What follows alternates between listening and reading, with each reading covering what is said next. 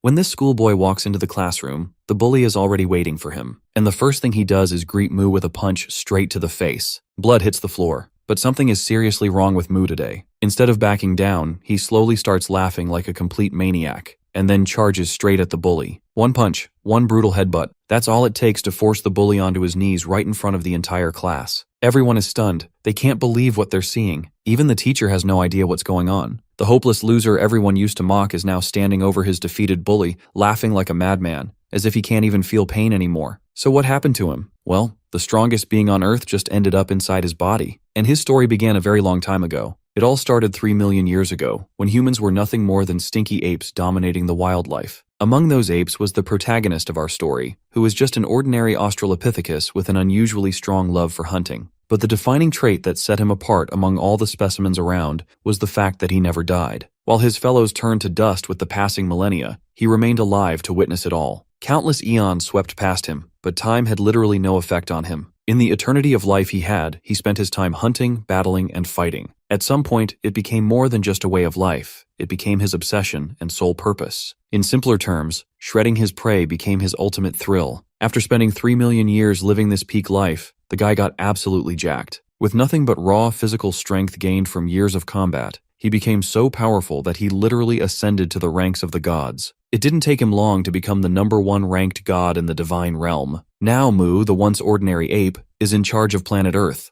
But becoming a god or some divine being had never been this guy's goal. And right now, boredom is tweaking the hell out of him. Out of sheer boredom, he lightly presses the ground beneath him with just his toe, and that one tap is enough to shake the entire planet. The planet he's sitting on happens to be the god's sanctuary, known as the divine realm. Every other god in the sanctuary feels the massive earthquake caused by Mu's casual tap. The second-ranked god, Lucifer, the god of Elmure, is especially annoyed by the tremor because he has no doubt who's responsible for it. Meanwhile, Mu slumps on his throne, his mood visibly sour. Apparently, he's already fought everyone who might have posed any sort of real challenge, and now there's no one left who can stand against him. It's been so long since his last fight that he can't even remember when it was. Perhaps it was 1,000 years ago he fought for the last time. Seems like my guy is quite literally suffering from success. He's so powerful that there's no one left to challenge him. But now that he thinks about it, if there's no one strong enough to fight him, maybe all he has to do is weaken himself to make it interesting again. With this genius idea in mind, Mu decides to possess the body of a weak human from Earth, where he'll seek opportunities to fight. Without wasting time, he calls out to his familiar, Yang Yang. The massive reptilian creature quickly appears, ready to respond to his master's summons. Yang Yang isn't just any ordinary companion. He's the Supreme God's secretary, and his name literally translates to dragon in English. When Yang Yang asks the reason behind this sudden call, Mu casually shares his plan to visit Earth. Hearing this, Yang Yang panics and immediately casts an absolute binding spell, chaining his master down. He demands a plausible explanation for this abrupt and reckless decision. With the gods meeting on the horizon, Mu is supposed to stay put and fulfill his responsibilities. But Mu couldn't care less about any of that. Without even acknowledging the spell, he begins walking, dragging his massive reptilian secretary along like it's nothing. Yang Yang desperately tries to hold him back, but it's a futile effort. The real reason Yang Yang doesn't want Mu to leave isn't just duty, it's his own fear. This reptilian guy knows that once his master is gone, the other gods will turn their frustration and grudges on him. He's certain they'll use him as their personal punching bag to vent all the pent-up anger they've harbored toward Mu. But now that Mu has finally made up his mind, there's no power in the world that can stop him from fulfilling his desire to fight. Effortlessly, he breaks through the chains binding him and turns to his secretary. He openly declares that he'd consider staying, if only Yang Yang is willing to fight him in return. Of course, getting absolutely shredded by his own master is the last thing this poor reptile wants. So, nervously, he simply wishes his master a safe trip instead. With all obstacles out of his way, Mu shifts his focus to finding a candidate to possess. Tuning into the thoughts of the humans on Earth, he scans the sea of minds, listening to their wishes and desires. Amidst the noise, one thought stands out the most to him, which is a wish from a particular guy who wants to be sent to another world. Mu grins ear to ear at this discovery. Not only has he found the perfect candidate to possess, but he can also grant this guy's wish as a bonus. It's a win-win for both of them. He then turns to his familiar and announces that he's leaving his body behind and hands over the responsibility of taking care of whoever ends up in his place. This throws Yang Yang into an absolute frenzy. Desperately, he tries to reason with his master, explaining that if the soul leaves the body and the body dies, the soul will perish as well. But Mu, being the stubborn force of nature he is, has already made up his mind. He brushes off Yang Yang's concerns and promises that he'll return as soon as possible. Now let's switch to this 17-year-old earthling, Li Ho. who up until now is just a runt, living his life by inserting himself as the main character in games where he can feel on top of the world. But this game is the last one he's playing because he's tired of his pathetic existence and is about to end his life, hoping to get isekai'd and live the life he truly desires. With no hesitation in his mind, he jumps off. As he falls, Lee Ho curses his god, trying to provoke him into sending him to another world. Eventually, he hits the ground with a nasty splattering sound, and after dying, the next thing he sees is a massive beast standing in front of him, leaving him sweating his balls. Both Lee Ho and Yang echo the same question. Who the fuck are you? Now let's switch to Mu, who possesses Lee Ho's body a second before it hits the ground. And as soon as the body is rendered a bloody mess upon impact, he can barely move his limbs. Before proceeding further, here's a little lecture about involuntary muscles. Muscles that move without conscious control are called involuntary muscles. The heart and the muscles of internal organs are examples of involuntary muscles. Mu, who has spent 3 million years training only the physical body, has reached the pinnacle of understanding the human form. He can consciously control every part of the body, such as blood vessels, and yes, even involuntary muscles are no exception. He repairs the heart of this dying body by manipulating the blood vessels, and even manages to stop the bleeding. Honestly, it's been a while since he's bled this much, so the feeling of losing blood is just turning him on to no end. He's now feeling very proud of the decision he made to come here. First, he decides to head to the base, which of course is supposed to be the house of Earthling Lee Ho. After getting back into his dorm room,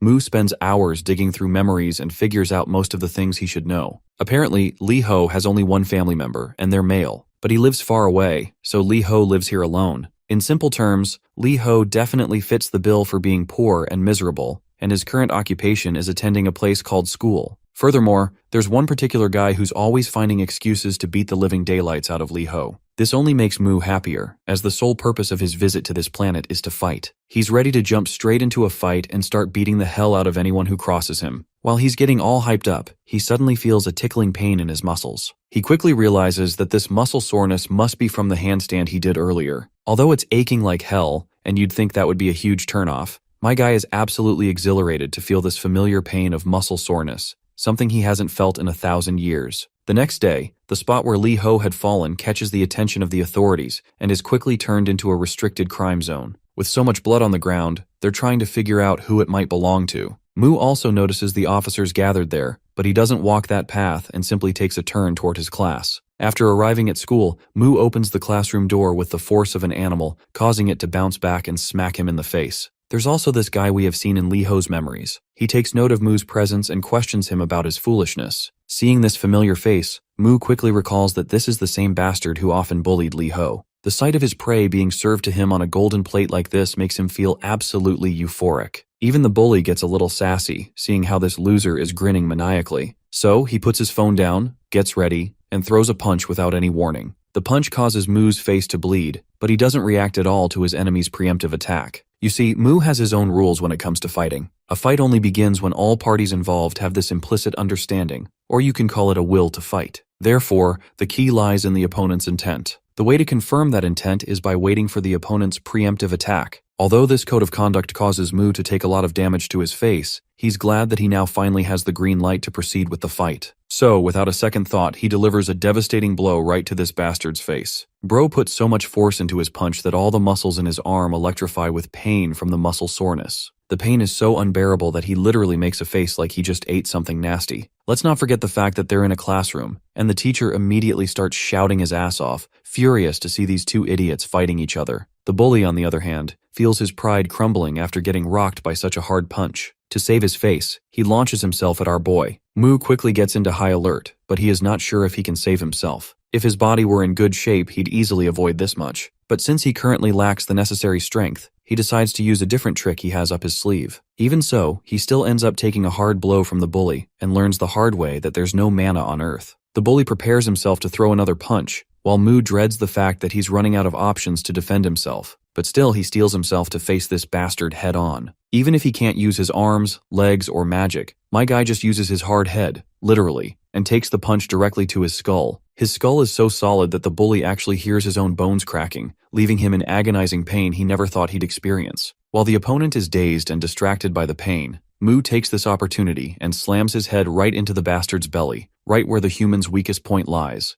the solar plexus. Afterward, he follows up with an uppercut using his head, smashing the bastard under his chin. With that final blow, the bully's knees lose all remaining strength, and all the Gen Alpha kids in the room immediately grab their phones to record the guy in his misery. Everyone's faces glisten with sweat as they watch Lee Ho effortlessly win. Just yesterday, they'd seen him get beaten up, but this insane comeback is absolutely unbelievable. As for our boy, he's completely lost in his own thoughts. He vividly recalls how, when a fight ends and the excitement settles, there's a unique feeling you can only experience then. The dull, regular pain pulsing in the areas where you were hit and the sticky, bitter taste of blood seeping into your mouth. Well, this is exactly the feeling he's been longing for, and right now, he's absolutely turned on by this overwhelming sensation. My guy crouches down and makes sure to express his gratitude to the bully. But his way of expressing his gratitude is something rather unusual, something even I didn't see coming. He literally opens his mouth, bites off the bully's ear, and spits it onto the ground in the most barbaric way possible. This sight deepens everyone's anxiety even further. To think this dude actually ripped off someone's ear so casually? Well, this is just Moo's way of leaving his mark on those who give him a fun fight. It's his twisted version of expressing gratitude while marking them as a toy that could bring him joy. From now on, they'd be called Moo's Play. Only strong opponents could give him a fun fight. So naturally, Moo's Play became a symbol of strength in his eyes. But on Earth, this is not how things work. So it's no surprise that the custom he's been following is earning hate. Even students from other classes are talking about Moo. Sure, one student beating another isn't anything new, but someone getting neutered like this is something that's a first for the school. Through the windows, all of the students watch the bully getting loaded into the ambulance. Moo is glad that this place even offers house call treatments. As the ambulance van speeds off, he bids a final goodbye to the bully in good spirits. While our boy has earned the thrill of the fight he was craving, it's now finally time to face the consequences. His annoyed teacher is standing right behind him. Once they get into the office, the teacher begins berating Moo.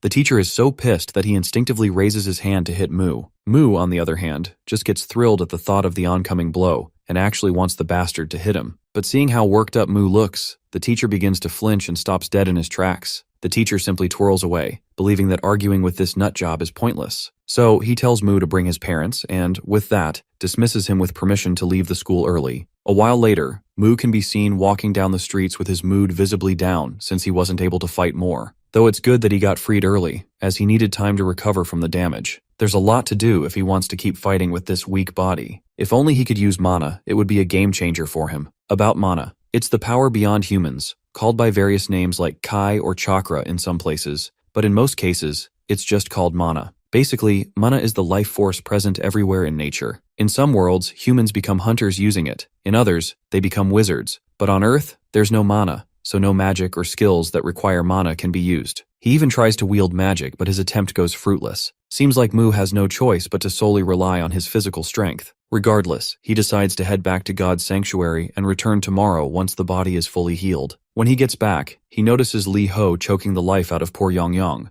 A few minutes later, Lee Ho directly addresses Moo, expressing his desire to take this dragon along with him to another world. After all, if he has this dragon in tow, he'll be overpowered from the very beginning. But Moo doesn't pay much attention to this human's words. He simply conjures up a giant hand that grabs Lee Ho and begins walking away without properly clarifying his intentions. Though he does briefly mention that he's definitely going to send Lee Ho to another world. A while later, we reach Lucifer's domain, the second-ranked god. Moo barges into the castle without asking for permission or anything. Lucifer, meanwhile, already knows what's going on and why Moo is here, so he flatly refuses him without even hearing him out. But Moo insists and makes it clear that he's already decided to send this prick to another world, so he humbly requests Lucifer to open the gate. Lucifer, of course, hates Moo's guts and how he's trying to boss him around. Besides, he has no reason to comply with Moo's commands. Well, my guy quickly reminds Lucifer about the significant gap between their strengths, which should be more than enough reason for him to comply. But if Lucifer still has any problem following what he's being told, then he can try hitting Moo,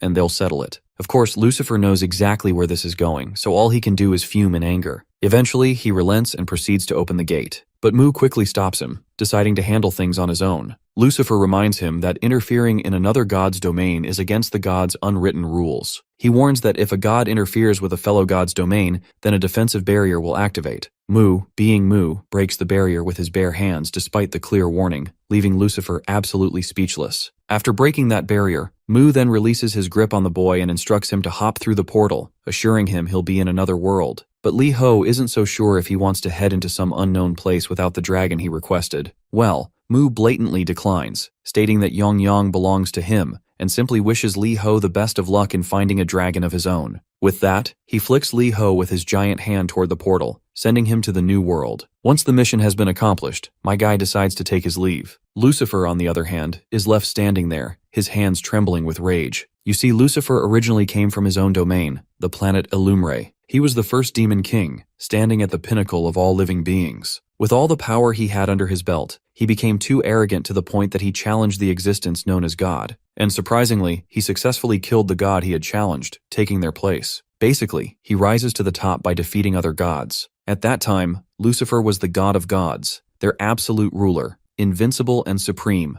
legendary and unparalleled, catastrophic and mythological, infinite and transcendent. In short, he was an utterly undefeatable force to reckon with. Well, that was only until Mu appeared. So in the present, it's not surprising that Lucifer absolutely hates the brute known as Mu. Outside, while Mu hops onto Yongyang to depart, we see one big ominous eye keeping a close watch over our hero. Let's take another look at Lucifer, who is as red as a tomato with all the anger bubbling inside him. Now let's switch back to that bully, whose face creepily resembles an angry Lucifer's. He's absolutely annoyed after getting his ass handed to him by a so-called pathetic loser. Though he's not about to let Li Ho off the hook so easily, especially after getting humiliated like that, it's just against his pride. To take revenge, he decides to call in his ace up his sleeve, Cheol Hyung. Enter King Cheol. He's a jacked dude and the 11th National Sports Festival Youth Division boxing middleweight champion. As he pours sweat in the gym, a ringing phone in the locker room suddenly catches his attention. It turns out the phone isn't his, it's his friend Guak Cheol's phone. Guak has 2 years of boxing experience under his belt, along with 14 sparring sessions. Guak picks up his cracked phone and answers the call. And of course, the caller is none other than that shithead bully. By the way, I still don't know the bully's name, so let's give him a well-deserved nickname, Chickpuss. Chickpuss offers Guak a new phone to replace his broken one, but in exchange, there's something he wants in return. Well, you know how it goes.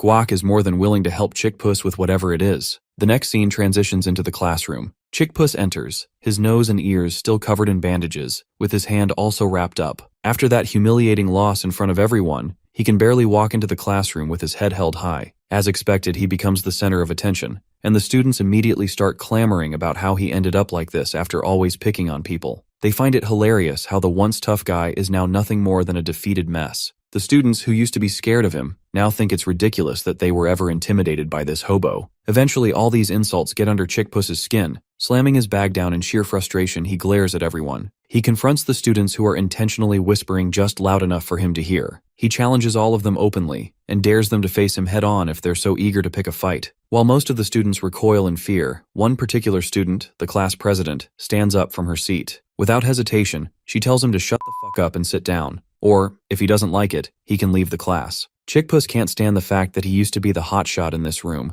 but now everyone treats him like a complete loser. In a fit of rage, he grabs a chair and yells out a challenge to the entire class, daring anyone to come at him if they're so eager. It's then that a jacked-up guy steps into the classroom. Once he's inside, he questions the loudmouth about why he's standing. Chickpuss doesn't take long to get over his seat. While Chickpuss cowers on his seat, the class president gives a quick nod to the teacher, silently assuring that everything is fine. The teacher, however, has other plans. He asks the class president to meet him after school. Apparently, the guy who caused a scene yesterday, Li Ho, hasn't been answering his phone. The teacher wants the class president to check on him. To sweeten the deal, he promises her a glowing recommendation letter for her senior year. With that, the teacher conveniently dumps his responsibility onto the poor girl and heads out. Later, the class president arrives at the hostel building. She knocks on the door for what feels like ages, but there's no response. Since no one is answering her calls either, she decides to take matters into her own hands and enters the room. The moment she steps inside, two things immediately grab her attention. First, there are cockroaches crawling around everywhere. Second, and far more concerning,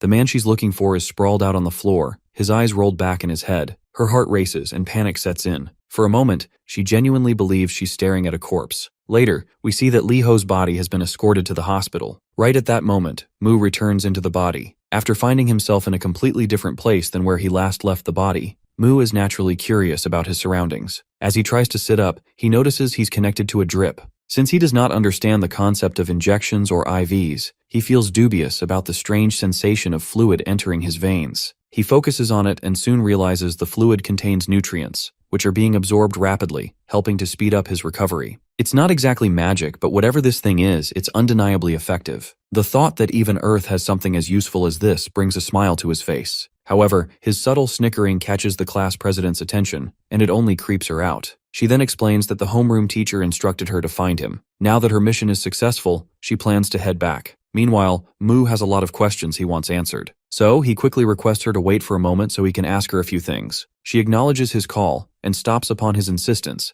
giving him a short period of her time before she proceeds to head to the tuition. Well, it looks like Mu has some questions that could help him learn about this world. The most important thing this fight-obsessed brute wants to know is if there's any place where he can train his body. The girl is completely expressionless, unsure how to respond since his question came totally out of the blue and was completely unexpected. But after a moment of thought, she decides to guide him. Since Mu's broke as hell, he ends up in a public park instead of a jam-packed gym. After doing some pull-ups, Mu feels pretty good. Even though he's just in an ordinary park with basic training equipment, he finds it all incredibly professional compared to what he had back 4,000 years ago. Back in the day, the only exercise he did was stone rolling, cliff climbing, and digging holes. It was all simple primitive training methods. But looking at this modern equipment, he's forced to admit that Earthlings are tougher than he originally thought. Suddenly, a pebble strikes him out of nowhere. It turns out Chickpuss has shown up, and he's brought along Guac, the friend he hired if my memory serves right. Chickpuss is drenched in sweat, his face contorted like he's dealing with some serious constipation. He's been searching the whole neighborhood for Mu, and of all places, this is where he finally finds him. Meanwhile, Mu picks up the pebble from the ground, trying to figure out who had the nerve to tag him with that thing. Chickpuss, in a not-so-bright move, admits it was him. He immediately follows up with a threat, bragging that Mu's days are numbered because this cousin of his took out all the third years single-handedly. But before Chickpuss can finish running his mouth, Mu lands a punch so devastating that it sends him straight to the ground. You see, to Mu, that pebble counted as a preemptive attack, which was more than enough justification to start the fight. The scene transitions to the gods' sanctuary, where all the gods are gathered around a grand round table for a regular meeting. But instead of Mu, Yongyang has taken the seat to represent his master. With a written speech in hand, Yongyang begins the meeting, prepared to act as a messenger on behalf of his god. Things take a sharp turn when the absolutely livid Lucifer interrupts, demanding to know what in the actual fuck Yongyang is doing there. The poor dragon nearly jumps out of his scales in shock. In a panic, he scrambles to reassure Lucifer that he's only there to deliver a message and will leave right after. After this frantic explanation, Yongyang gathers himself and proceeds to deliver the message. The message is simple, perhaps too simple. It states that Mu is looking forward to fighting someone stronger than himself and asks to be notified immediately if such a person shows up. And with that, the message concludes. Unsurprisingly, Lucifer is beyond annoyed by this nonsense. He slams the table so hard in frustration that a crack forms along its surface. Still fuming, he vents his frustration aloud. These meetings are already a colossal waste of his time, and now Mu can't even be bothered to show up in person. Lucifer turns to the other gods, questioning if they're really okay with this kind of insincere behavior from Mu. A heavy silence falls over everyone, making it painfully clear that, no, they're not okay with it. But at the same time, there's nothing they can do about it, at least not right now. That's when a blue-haired god, the third-ranked deity and divine archer Soso, speaks up. She reminds everyone that these meetings are meant to ensure world stability. When an abnormality arises that even the heart god can't handle, everyone is supposed to step in and deal with it. However, she finds it disappointing, if not outright disrespectful, that Mu didn't even bother showing up. Lucifer, already a ticking bomb, erupts again. He roars that the real issue is how maintaining the world seems like nothing more than a game to Mu. He warns that the entire system could collapse with the reckless way Mu keeps acting on his whims. To make matters worse, Mu's so-called solutions always end up making things worse. His anger peaks as he recalls the disaster from 1,000 years ago involving planet Cyclops. Just thinking about it sends his rage into overdrive. The god of Cyclops quickly nods along, visibly uncomfortable as he recalls that catastrophe from 1,000 years ago. By the way, he's the 8th-ranked god. Here's a little context about what happened back then on planet Cyclops. Apparently, a void creature, Shoggoth, attacked the planet, while Mu, the maniac, obliterated the monster with his brute strength. His recklessness caused colossal damage to the planet itself. Lucifer firmly believes that if the gods had worked together, they could have minimized the destruction. Instead, Mu botched the whole thing, allowing the creature to devour part of the planet before taking it down. Lucifer is done tolerating this. He declares that he can no longer watch that lunatic destroy everything in his path. Without hesitation, he goes so far as to claim that Mu isn't even fit to hold the title of a god. Hearing this, Yongyang panics.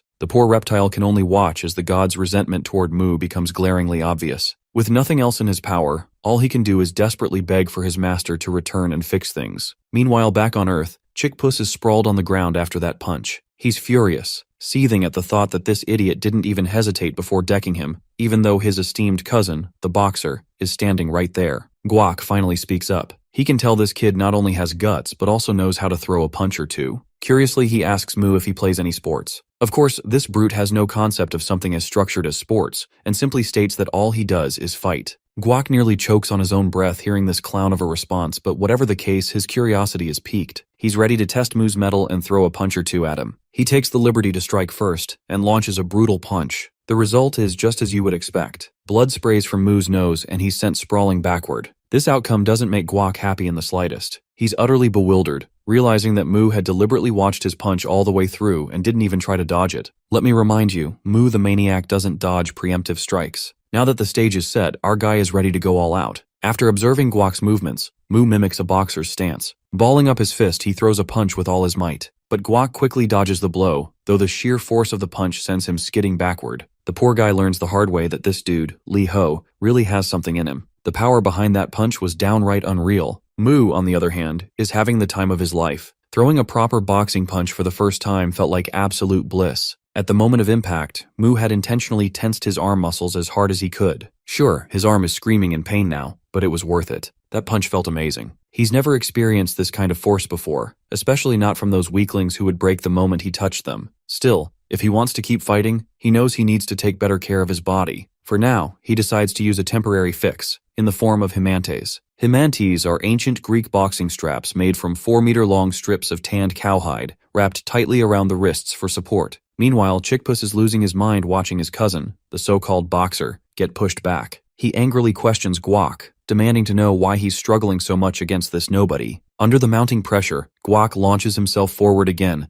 aiming to land another punch. But Mu quickly safeguards himself, effortlessly blocking the attack. Guak, on the other hand, is gritting his teeth in frustration. He's throwing everything he has, yet this guy is just standing there, stopping all his punches as if it's nothing. Mu, on the other hand, is analyzing every move. He notes how fast and precise Guak's punches are, but they're way too predictable. Just watching the way his muscles move, Mu can tell exactly where each punch is aimed. Finally, Mu takes a calculated step back, effortlessly avoiding a direct hit. Guak gets frustrated after having his blow dodged, so he quickly throws another punch, but Mu dodges that one too. And then, my guy counters with a perfectly placed punch to Guak's hand, causing him agonizing pain. Mu finds it funny when he notices how Guak's pained reaction is quite similar to Chickpuss's expression. If he had any doubts before, they're gone now. These two are definitely cousins. With another decisive blow, Mu knocks Guak out cold, leaving Chickpuss standing there, frozen in fear under Mu's intense gaze. While Mu is eager to finish what they started, Chickpuss can only tremble with his courage completely drained. Seeing Chickpuss cowering in fear, Mu concludes he's lost the will to fight. He directly asks if this bastard plans to fight further, but before Chickpuss can muster a response,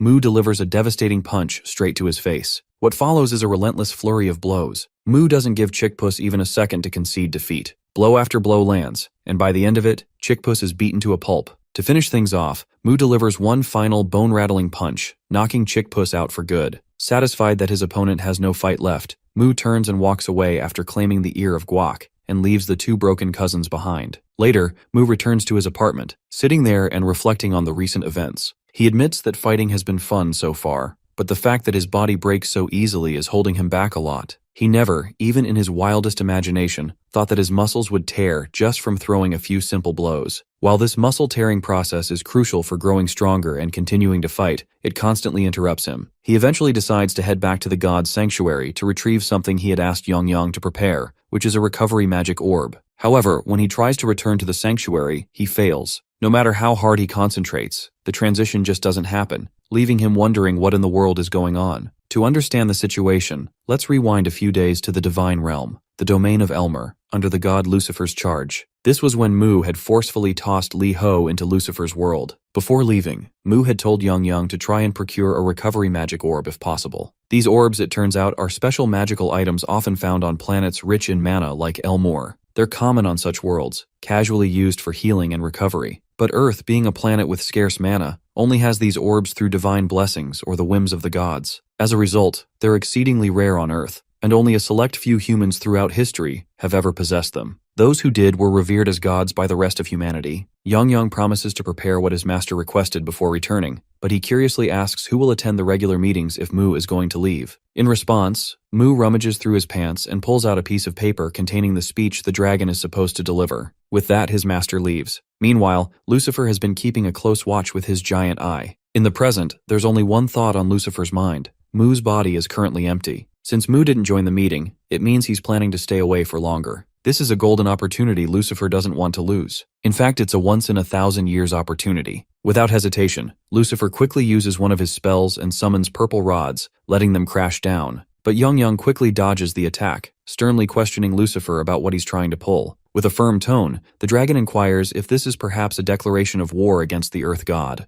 Lucifer rises into the air, making it clear that he will expel the Earth God from the seat of divinity. It's a war, and he intends to win. With this declaration, Yang doesn't try to hold back either. He quickly opens his maw, preparing a compressed breath fire attack, and shoots a beam of fire at Lucifer. But Lucifer casually flings the attack away like it's nothing. The attack literally spans 360 degrees of the entire planet and causes a massive explosion. The explosion is so enormous that even So has to activate her self-defense aura, casting it over all the other gods to protect them from the collateral damage. After that massive attack, Yang decides to take things up a notch. He activates his polymorph release ability, and the guy grows to a massive size. Compared to him, Lucifer looks like a tiny mosquito. But as we all know, size doesn't matter. What truly matters is stamina, and it's no surprise that someone as big as Yang eventually gets outmatched. So looks tired already, and since she doesn't want to be part of this mess, she starts to leave, but Lucifer quickly stops her. Before she leaves, he wants to know where she stands, whether she supports Mu or opposes him.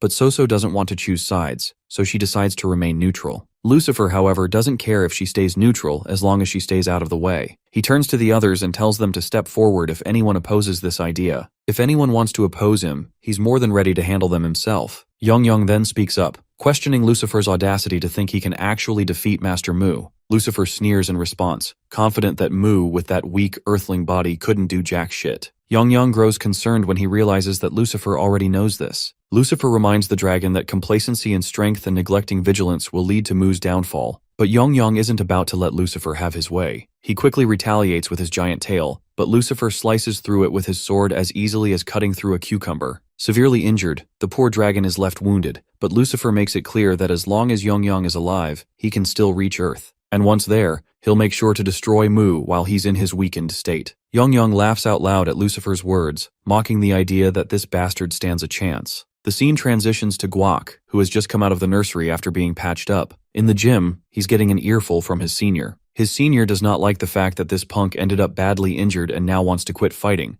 even though the competition is just around the corner. The poor guy can do nothing but apologize. But his apologies don't calm his senior down. The senior instructs him not to come back until his arm is healed and dismisses him, telling him to get out of his sight. After taking the harsh words, the poor guy begins to walk out. As he leaves, he runs into Kang Cheol at the exit. Kang, of course, is not thrilled to see his friend in such a beaten-up state and questions him about the broken arm. Now that Guak thinks about it, Kang is the best boxer in their gym, so he wonders if he might be able to defeat the person who did this. He bows his head in embarrassment before starting to explain. He claims that Chickpuss was getting bullied, so he stepped up to save him, but the opposing party ganged up on him and beat him up. What a coward. He literally twisted the entire story, and just to save his face, he is lying that he was ganged up on instead of admitting that he was soloed by Mu. Anyway, Guak claims that his left arm and ear are in this condition because of those punks. He even starts crying in order to sway Kang into fighting those bastards for him. But it seems Kang isn't as stupid or brain-dead as this blonde. Kang simply tells him that he should have been more careful before the competition, and, instead of fighting, he could have done an extra sparring session. Of course, Guak wasn't expecting this response. The fact that Kang isn't even considering helping him just makes him a little annoyed. Suddenly, Kang pauses, turns around with a totally pissed-off face, and asks this idiot who it was that beat him to a pulp. Now let's switch back to Mu. After trying to teleport himself several times, he once again fails to return. This is something very strange to say the least. There's only one scenario in which he wouldn't be able to return. The first scenario is when the original body is damaged. But Mu is sure his body is supposed to be protected by Yang, and even if it wasn't Yang who damaged the body, there aren't many things that could harm it. That's when a realization dawns on him. He entertains the idea that perhaps all the gods have joined forces to attack him. He feels annoyed to think that out of all the times, this is when they chose to challenge him. He desperately wants to fight them, but he's not sure how to do it while he's stuck here. After punching the poor pillow into oblivion, Mu tries once again to calm himself down. Even if all the gods attacked him at once, he's confident that Yang wouldn't go down so easily. Still, Mu can't afford to just sit around and do nothing, so he decides to do what he can for now. The next day, we find him once again in the park, where he's back at his strength training. Right now, his main goal is to focus on strengthening muscles other than his arms. He can feel the strain in muscles he doesn't normally use, and though they scream in pain, the sensation is quite thrilling. The more he pushes himself, the more he enjoys it. His laughter echoes through the park as he revels in this moment of rapture. Onlookers nearby are left utterly bewildered, witnessing this strange dude enjoying himself in such an odd, almost unsettling way. After this rigorous training session, his legs finally give out, and he collapses. This is when he notices the class president, who looks less than pleased to see him here. She asks him, somewhat sharply, why the hell he's not attending school. Later, they both sit down, and he initiates the conversation by questioning her on why it's so important for him to be in school, especially since it's not really the place for body training. She asks him what his plan is then. He simply replies that he just wants to get stronger, and that's the only reason he's training. The president then asks another daunting question, why does he want to get stronger? He explains that it's so he can fight better, since right now, he's too weak to fight at all. His body is completely untrained, and he needs to build it up. His arms are already in bad shape, even though he's only been in a few fights. With strength training at the gym, he can build endurance, and if he gets stronger, he'll be able to fight longer, and possibly more than once, and eventually, more than twice. His body will also move better. Hearing this guy ramble on about training nonstop is starting to make the girl feel nauseous. He's been going on for hours, and she's not sure how she's supposed to get this maniac to come to school. Then, an idea clicks in her mind. She asks him why he's bothering to train if there's no one to fight. She reminds him that he's just working out alone, with no one around to challenge him. He needs to meet people, stir up some conflict, and only then will he find someone to fight. Before leaving, she instructs him to start coming to school regularly starting tomorrow, and to stop making her put up with more of his nonsense. As she walks away, he starts to see the logic behind her words. It's true that the guys he beat up probably won't show up again, so he'll need to find stronger opponents on his own. And looking for someone to fight while waiting for his body to recover doesn't sound like such a bad idea. While he's still deciding whether or not to start going to school tomorrow, a shady guy sneaks up behind him and calls out his name. He quickly picks up on the guy's tone and lets out a heavy sigh, feeling a sense of satisfaction. It seems like he's finally found his next target. As the punch comes flying at him, the maniac turns around with a big smile, ready to take it right to the face.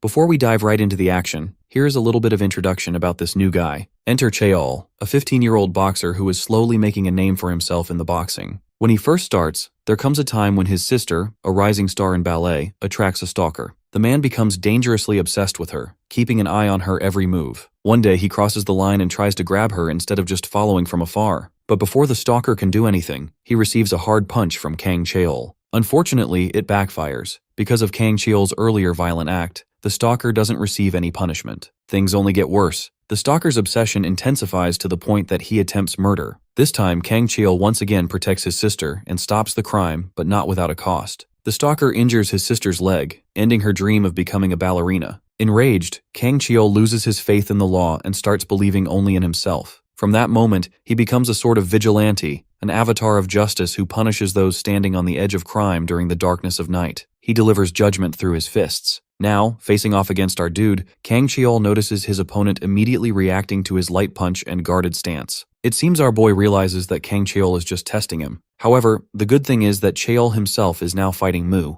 something he didn't expect, since he thought it would take a while to find his next opponent. Kang Cheol seriously asks him what his purpose is in beating people, whether he truly has a reason or if he just intends to become a thug. Mu, eager for a real challenge, expresses his disinterest in small talk. His arrogance angers Cheol, who rushes toward him. Mu dodges each of Cheol's attacks with effortless precision, something the self-proclaimed judge notices as well. Determined to break through, Cheol decides to block Mu's right field of vision. With that move, he finally manages to land a punch, but Mu blocks it with his elbow. Cheol smirks and challenges him to keep blocking. Now Cheol punches from the other side. The motion continues as Mu keeps blocking his attacks with his elbows. Mu also notices that Cheol is sharp enough to target his ruptured spots, leaving bruises all over his arms. Finally, Cheol lands a solid hit to his side, knocking the air out of him. Then Cheol teases him, telling him not to use his arms to block anymore. Still, he remains relentless, determined to teach Mu a lesson despite his injuries. But Cheol doesn't know that our boy actually thrives on pain. Mu starts to smile even as his body trembles from the blows. Cheol is taken aback by this unsettling reaction. Mu understands that he can't beat his opponent, not with the strength he has right now, but he also doesn't want to waste the chance to fight someone this skilled. So he decides to reason with himself, not to enjoy the beating, but to stay calm. He remembers his fight with a demon, when he nearly lost himself to the thrill of battle. At that time, he chose not to smile but to observe his enemy calmly instead. Now, with renewed determination, he gets up. When Demon attacks,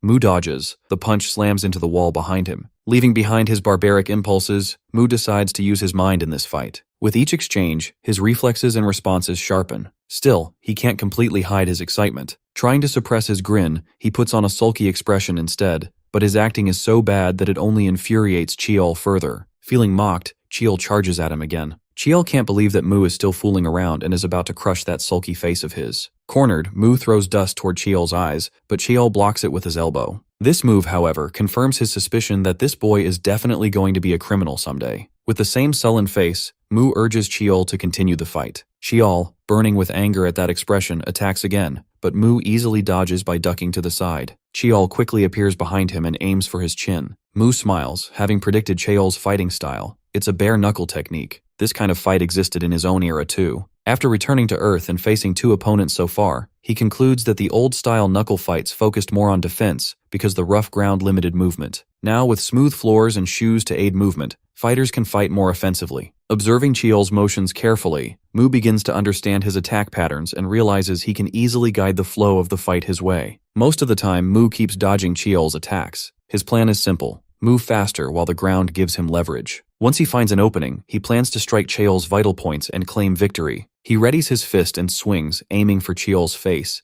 but to his surprise, his arm doesn't respond. He had tried to use his elbow for the strike, but something goes wrong. Mu laughs and taunts Cheol for missing his target. Furious, Cheol retaliates with a rod, striking Mu's leg and making him wince in pain. Cheol tells him coldly that while this might be fun for him now, in the future he'll probably laugh while tormenting others. But today, he'll learn a lesson that will wipe that grin off his face. As Cheol raises the rod again, Mu realizes he has lost this fight, something that hasn't happened in the last 4,000 years of his life. He braces himself for Cheol's next strike, but before it lands, something hits Cheol. Assuming there must be a witness, Cheol runs away. The person calls out to Mu, addressing him as master. Mu turns around and realizes that it's none other than the tiny form of Yang Yang. A little while ago, Lucifer is looking at Mu's real body, which he has securely trapped. This means Mu can no longer return to it. Worse, the space where Lucifer keeps Mu's body is a sealed dimension. His soul can't enter it no matter what. All Lucifer needs now is to open the Earth barrier to complete his plan. Turning to Yang Yang, he offers him the throne of Earth in exchange for cooperation. But the loyal dragon remains silent, which irritates Lucifer, who demands an answer. Yang Yang calmly asks whether the barrier can truly not be pierced by any attack. Lucifer confirms it with arrogance, saying no attack can break through it, and again orders him to accept the offer. Before he can finish, the dragon cuts him off, while saying that he's glad to hear that.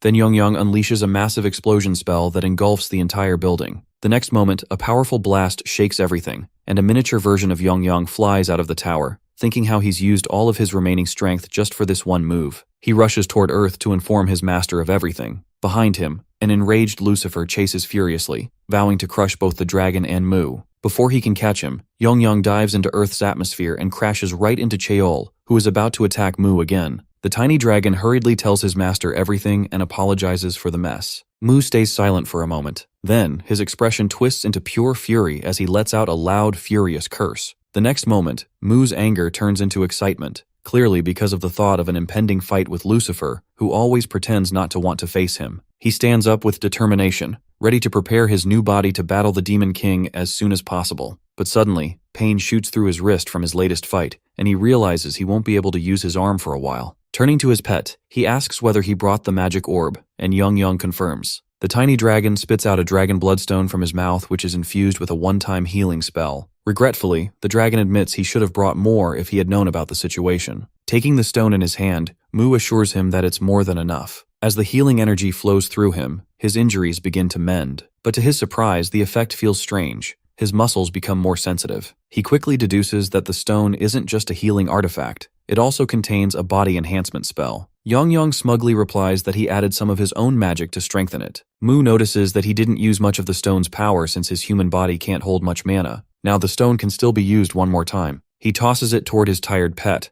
telling him to use it for himself, but his loyal companion firmly insists on saving it for Mu. Meanwhile, Class Rep is busy admiring her own pet, a small creature named Dooley. She wishes it could talk so they could play together. After spending a moment with it, she leaves it in its little abode and heads for school. At school, the scene shifts to a local bully, who's deep in thought. He's considering quitting his role as a troublemaker since it never really suited him. This time, he's determined to focus on his studies. Mu, however, has other plans. The moment he enters the classroom, he challenges the bully outright. Eugen sighs dryly, commenting that he's finally shown up. Mu replies that she was the one who convinced him to come to school to find a fighting partner. Nervously, she wishes him good luck, hoping he doesn't do anything reckless. Meanwhile, Cheol overhears some classmates talking about the second-year neutralizer. A girl explains that Lee Ho, a student who was often bullied, once fought back and beat his tormentor into a pulp, ripping off the guy's ear in the process. Since then, he's been known as the neutralizer. Cheol suddenly remembers his junior from the boxing club and grits his teeth, realizing he's been lied to. He regrets hitting the wrong person but consoles himself by thinking he only punched him once. Meanwhile, Mu grows disappointed when he finds no worthy opponents and decides to head to training instead. Suddenly, his eyes land on Cheol, and he immediately recognizes him as the opponent he fought yesterday. Cheol notices Mu's gaze and instantly bolts from the classroom, while Mu chases after him excitedly. Cheol panics, wondering how Mu could possibly recognize him since he had been well disguised during the fight. He also worries that Mu might report him to the police, so he desperately tries to lose him. Cheol turns into an alley, but when Mu looks inside, he finds no trace of him. Disappointed at losing his fight he was craving, Mu sighs, already itching for the next challenge. Yong pokes his tiny face out from Mu's shirt collar and asks about Cheol,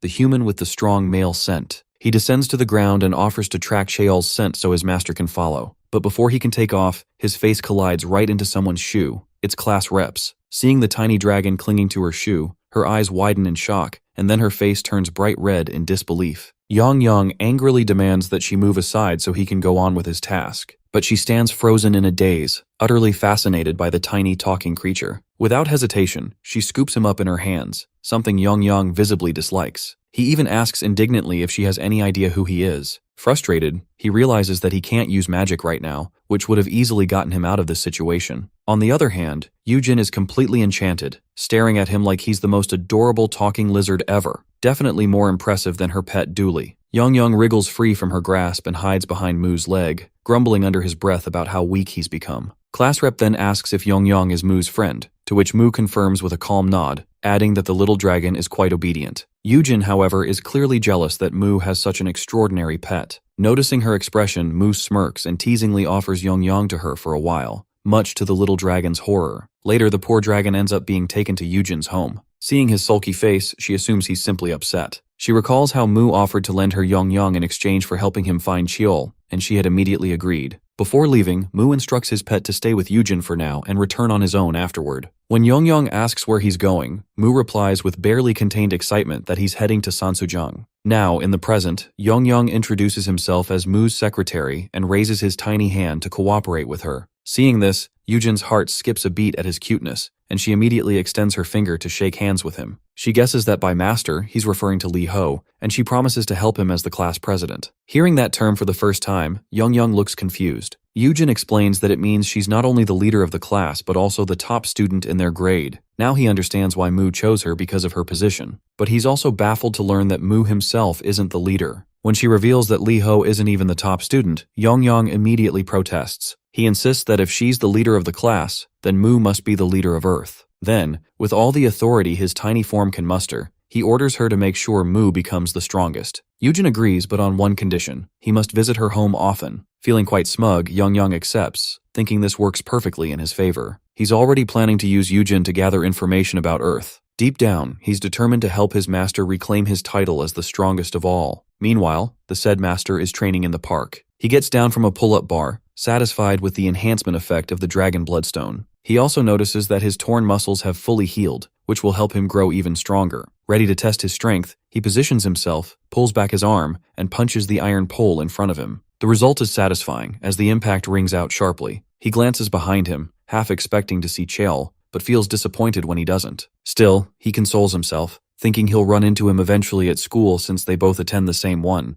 As he walks away, the pole he struck now bears a deep dent from his punch. Passing by Yujin's house, his scent of sweat drifts through the air, reaching Yong, who is currently browsing online shopping sites with Yujin. Catching the familiar smell, Yong hops down from her shoulder and bids her goodbye. Yujin is clearly disappointed that his visit has ended so soon. Jumping out the window, Yong glides through the air and lands neatly on Mu's shoulder. With a smug grin, he boasts about how he won Yujin over, and that now she too will follow Mu. As they continue walking, a commotion breaks out in a nearby alley. Mu turns his head and Yong's nose twitches. He immediately catches the familiar scent of Cheol coming from one of the people fighting. Cheol is beating up a thief who stole a bike. The thief, clutching his bruised face, warns Cheol that he's making a huge mistake. He even threatens to send people after him, which only earns him another round of punches for talking nonsense. At that very moment, Mu shows up behind him. Cheol turns to find Mu standing behind him. Yongyang, however, is too busy sniffing the air, clearly distracted by the delicious smell coming from a nearby restaurant. Mu's eyes, though, are locked on Cheol. Cheol immediately raises his hands in protest, insisting that Mu has misunderstood as he has no intention of fighting anymore. But Mu doesn't seem to care. Without a word, he charges forward. Left with no choice, Cheol takes a defensive stance. Just as Mu closes the distance, he suddenly stops.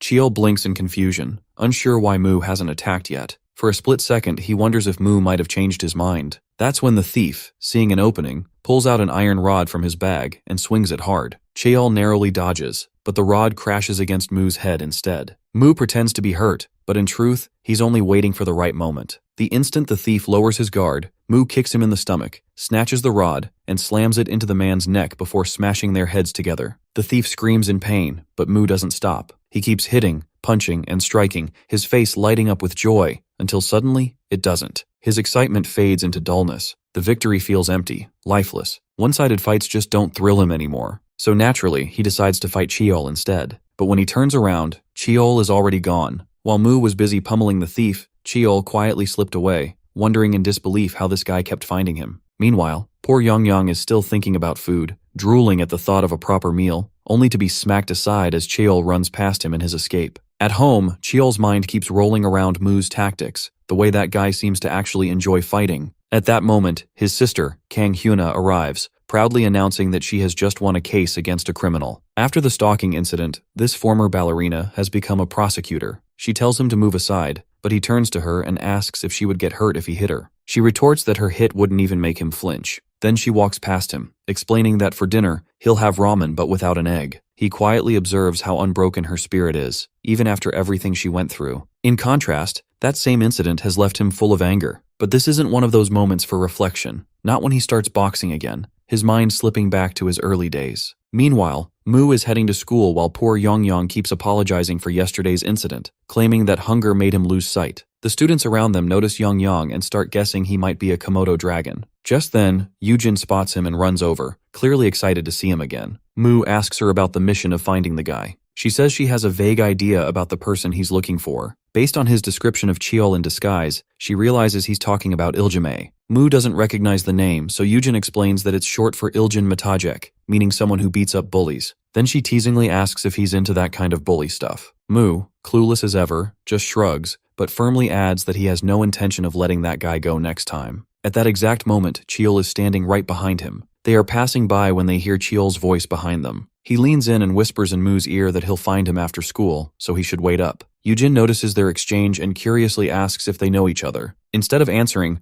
Mu looks thrilled at the thought of meeting this Iljimai. During class, waiting becomes torture for him. He can barely hold himself back at the thought of fighting. When the class finally ends, he finds Yujin and offers a motion-sick Yongyang to her, saying he has some work to do. Giddy with excitement, she immediately takes the little dragon and leaves. Once everyone's gone, Mu tells Cheol that his waiting is over. Cheol steps out, satisfied that he's been quiet all this time. He pulls out a pair of leather gloves and puts them on. Mu eyes them curiously, wondering if they're himantes, the kind used in ancient Greek boxing. Cheol asks whether he likes fighting. Mu denies it, but admits in his mind that he enjoys the feeling of sensation when he hits and gets hit. The movement of muscles, the surge of energy. It makes him feel alive after so long. Cheol, watching his expression, easily catches that he's lying. Then Cheol tosses him an extra pair of gloves and tells him to wear them since he doesn't plan to beat up anyone unarmed or anyone who isn't a bully. Without wasting another second, Mu slips on the gloves and rushes toward him. Cheol notes his impatience but stays calm. He's here for the fight too. He wonders if he's becoming overly emotional again. Facing Mu, Cheol relaxes his stance, deciding to treat this like a real boxing match. The next moment, when he lunges forward, Cheol punches him square in the face, then lands another blow on the other side. The rhythm feels good. He relaxes his shoulders again, channels rotational force through his body, and transfers that energy to his fingertips before sending another hit to Mu's face. Finally, he feels like he's boxing instead of just fighting. Meanwhile, Mu realizes Cheol's punches are dangerous, enough to cause real damage if not for his physical reinforcement. But the thrill of battle excites him. He's finally getting the fight he wanted. Elsewhere, in the night study class, Lee Haejin is asleep at his desk. He wakes to find a sticky note reminding him regarding his constant napping. Grumbling, he checks his phone, grabs some chocolate, and steps outside, only to spot the classroom where Mu and Cheol are fighting. Inside, Mu kicks Cheol, who protests that kicking isn't allowed in boxing. Mu, clueless about the sport, leaps into the air and questions whether there's any rule saying fists are the only weapon in a fight. Then he kicks Cheol in the face, and again in the shoulder, relentless in his attacks. Cheol, however, forgets just how heavy his kicks can be. The next one is aimed at his leg, which he narrowly dodges. He can't afford to let his lower body collapse. Meanwhile, Mu tenses up, realizing that the effect of the bloodstone on Yongyang's physical reinforcement might have worn off. Cheol notices the sudden change in his expression and instantly realizes that Mu is out of strength. To lighten the tension, he suddenly bursts out laughing. Cheol laughs too, and their laughter echoes through the empty classroom. Outside, Heijin watches them through the glass window, disgusted that they're laughing in the middle of a fight. Inside, the match continues. Cheol rushes at Mu, but Mu, now drained from the physical exertion, decides to take a defensive approach. Cheol is merciless this time. He punches his knee, making him stagger, then lands another blow on his face. Yet he keeps smiling. He understands now that Li Ho's body isn't strong enough to endure against Cheol's solid muscles. A thought crosses his mind, to use the third form of the bloodstone. Still, he rises again, determination burning in his eyes, and throws another punch. Cheol blocks it easily, and remarks on how lively Mu is even after exhausting his strength. Then he mocks him for having such a light punch. At that moment, Cheol gets distracted by something, and Mu seizes the opportunity. Cheol feels dizzy and confused. Even though the punch wasn't particularly strong, he decides to stay focused from now on. The next moment, he slams his head into Cheol's. Mu looks satisfied to see his trick working perfectly in his favor. In reality, he's practicing gathering mana, something essential for using magic. Normally, during mana gathering, a user draws in and purifies the surrounding elements like dust and oxygen. But here on Earth, since mana doesn't naturally exist, he adapts the method by gathering air in one spot, and when he attacks, it bursts outward as he releases it. He didn't expect it to work so effectively. Now, looking at the knocked-out Cheol, he finds him far more interesting than expected. He's even tempted to bite him to leave a mark after such an entertaining fight, but before he can, his hand stops him. He has misunderstood the scene. Cheol, still dazed, admits his defeat but refuses to let Mu cross that line. Finally, fumbling for words, he tells him that they'll see each other again. Later, Yongyang leaves Yujin's home, carrying the things she packed for him. She's ready to give him even more if he wants, but he waves her off and goes on his way. While walking, he spots Cheol heading down the street. The memory of how Cheol hit him and ran still burns in his mind, and revenge starts to bubble up inside him. Meanwhile, poor Cheol's head is still buzzing from Mu's earlier attack. Suddenly, Yongyang launches himself at him, but in just 0.16 seconds, Cheol reacts and flings the small creature away. He blinks in confusion, wondering what kind of dog that even was, and continues on his way. In this knocked-out state, our boy finds his poor pet sprawled out. The next day, he decides to keep Yongyang hidden inside the bag Yujin packed for him. Inside, Yongyang brags about how Yujin is doing a great job as his subordinate. He also decides to stay hidden to avoid drawing attention. That's when Mu spots Cheol, who questions why he's wearing a school uniform even on Saturday. Mu, who doesn't even know what exactly is Saturday, letting the matter go, Cheol asks about his passion for fighting. He calmly answers that he only fights when necessary. Cheol clearly doesn't buy the lie but lets it slide, instead offering him a chance to tag along while promising plenty of fighting opportunities. Mu's expression instantly shifts to excitement at hearing that, and he comments on how impressive Cheol sounds. He eagerly asks Cheol to take him to a place where he can fight. He, however, clarifies that it won't happen right away, which makes Mu doubt whether he's really as good as he claims. Then he tells him that before anything else, he needs to learn from him first. At Friday morning at Wild Goose High School, inside the restroom, a group of boys controls the entire space, not letting anyone enter. One bulky boy, Yang Zhou, stands inside, demanding money from another boy who offers only 20,000 won. The small amount infuriates him. Yang Zhou vents his frustration at Cheol because of him he couldn't sell the bike for a good price. Enraged, Yang Zhou punches the wall and curses Iljimai, muttering that the money isn't even enough to cover the principal, let alone the interest. He then orders his subordinate to call everyone. Now on Saturday, Cheol explains the situation to our boy. Initially, he says he just used to beat people recklessly, but after meeting him, he realizes he can actually enjoy fighting. Mu suggests that instead of wasting time on random people, he should just fight with him. Cheol assures him that a rematch will happen soon. Then Mu points somewhere, telling him to look. At first, Cheol assumes it's cigarette smoke, but the fog is too thick for them to be smoking that much. He senses something shady is about to happen as he spots a suspicious figure standing behind the smoking boys. The shadowy figure is demanding money from someone when Cheol moves closer to the smoking boys. One of them demands that he hand over his wallet, which earns the guy a solid punch from Cheol. Another instantly recognizes him as Iljimai. When the smoke clears, Cheol sees that there are more thugs than he first thought. He signals to our boy, who puts on his own mask, ready to move. Cheol rushes forward while Mu stands still,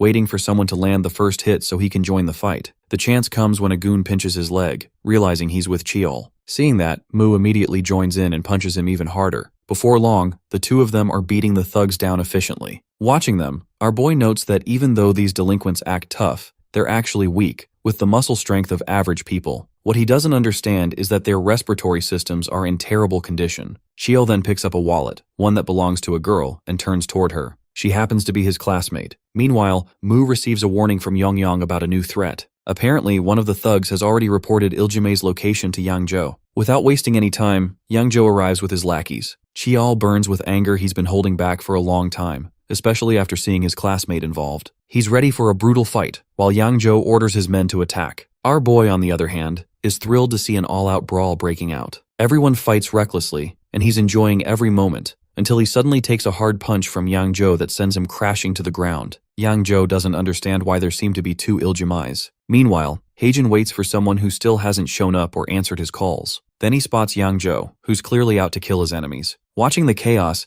Heijin feels disgusted by their street fighting. He can't understand how anyone could waste their time like this. The truth is, his hatred for fighting comes from his father, a former mixed martial arts champion known as the strongest man. But every victory drove his father deeper into madness. At home, he became violent, taking out his rage on his family. Heijin's mother eventually escaped, but Heijin stayed behind to protect his sibling, enduring the abuse. Over time, he studied his father's fighting techniques. When he grew older, he started fighting back. That's when his father, feeling threatened, vowed to kill him and his sibling. Before that could happen, Heijin killed his own father. Because of his circumstances, he served only a year in juvenile detention before returning to school. Afterward, he worked tirelessly to support himself and his sibling. His body became his greatest asset, and he vowed never to risk it in meaningless fights like Mu or Cheol. But then his eyes land on a girl, Li Daljun, who is none other than his sister. And at that moment, he loses control, because now his sister is in danger. Yang Zhou stands before the knocked-out Mu, realizing that our hero isn't the real Iljimai, and wondering where the real one could be. The next moment, he gets a hard kick on his shin from Heijin, which makes him fall to his knees. Before he can make sense of what's happening, Heijin grabs his head and slams it against the ground with brutal force. Meanwhile, Yongyang is desperately trying to wake Mu up.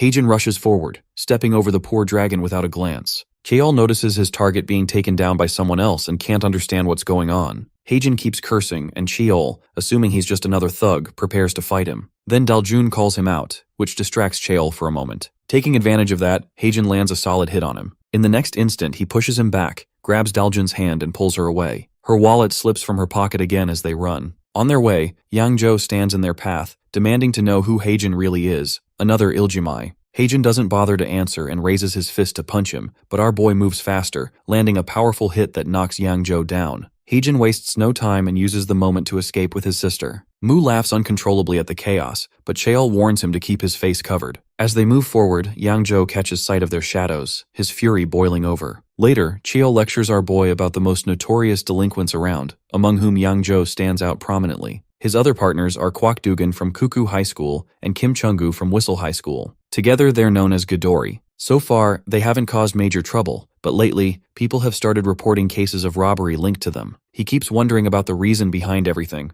but after yesterday's incident, he finally realizes that all of them are the same people who once beat him up during a mugging incident. Yang Zhou turns out to be their so-called leader and the mastermind behind their crimes. It seems like Cheol's lecture is completely useless, as our boy doesn't even understand simple terms like delinquent or mugging. Cheol gets furious at him for having a brain but no common sense. Hearing his anger, Yongyang also gets worked up and yells at our boy for daring to talk to his master like that. Cheol is taken aback when he hears a talking creature, which he initially assumes is a frog. Mu calmly explains that it's his companion. Cheol now starts to find Mu a very suspicious person in his own way. First, he didn't know basic words, and just yesterday, he didn't even know what Saturday was. And now he has a talking frog, much to Yongyang's irritation. Finally, Mu decides to reveal his identity to Cheol, declaring that he is a god. Cheol doesn't believe him for a second and instead concludes that he must be an alien. Ironically, our boy doesn't even know what an alien is. It's revealed that they're sitting in the class president's room, who looks completely annoyed by their presence. Later, Yongyang finally manages to charm Yujin into letting the boys stay there for their plan. Cheol explains things to Mu in simple terms. Yang Zhou is their target. Still, Cheol feels a wave of irritation when he thinks about Daljun. At that moment, Mu reflects on Yang Zhou. Just thinking about him gives Mu a strange sense of defeat, though he realizes that Yang Zhou's bulky body creates a gap in their power. The thought excites him. He wants to fight Yang Zhou, but he tells Cheol that to win against him, he'll need proper training. Cheol agrees, admitting that he runs out of stamina too quickly. He offers to bring Mu to his gym for training. Mu thinks about boxing, but it doesn't feel enough. He wants something rougher, though he doesn't quite know how to express it. Meanwhile, Yongyang scrolls through a video on his phone and shows it to Mu. In the clip, a man takes a direct hit to the solar plexus and gets knocked down instantly. The streamer challenges anyone to defeat their champion for a 1 million won prize on the spot. Cheol watches too, and notices the name of Kim Chung-gu, who is one of the members of the Gadori group. With that, our dude sets his new goal. First, he'll defeat Yang Zhou, and then, the remaining members of the Gadori group. Meanwhile, in the Divine Realm, Lucifer is livid as he attacks the domain of the Earth God to vent his frustration. Staring at the barrier that holds the Earth, untouched and unshaken by his assault, Lucifer grits his teeth in utter rage. He knows that Mu can easily break through this kind of barrier, and he can't understand why, despite being stronger, he himself cannot. The realization frustrates him beyond reason. His face shifts into that of Yang Zhou, who is furiously cursing Iljimai. He's standing in a public restroom, banging so loudly that a person inside wonders if he's just that desperate to use the toilet. Later, Yang Zhou complains to his minions about not getting either the money or Iljimai. One of them shows him Daljun's wallet. When he checks inside, he finds only a few coins. He frowns, muttering about how today's youth apparently don't carry cash anymore. Then he spots Daljun's ID card and picks it up. His expression twists into a smug grin.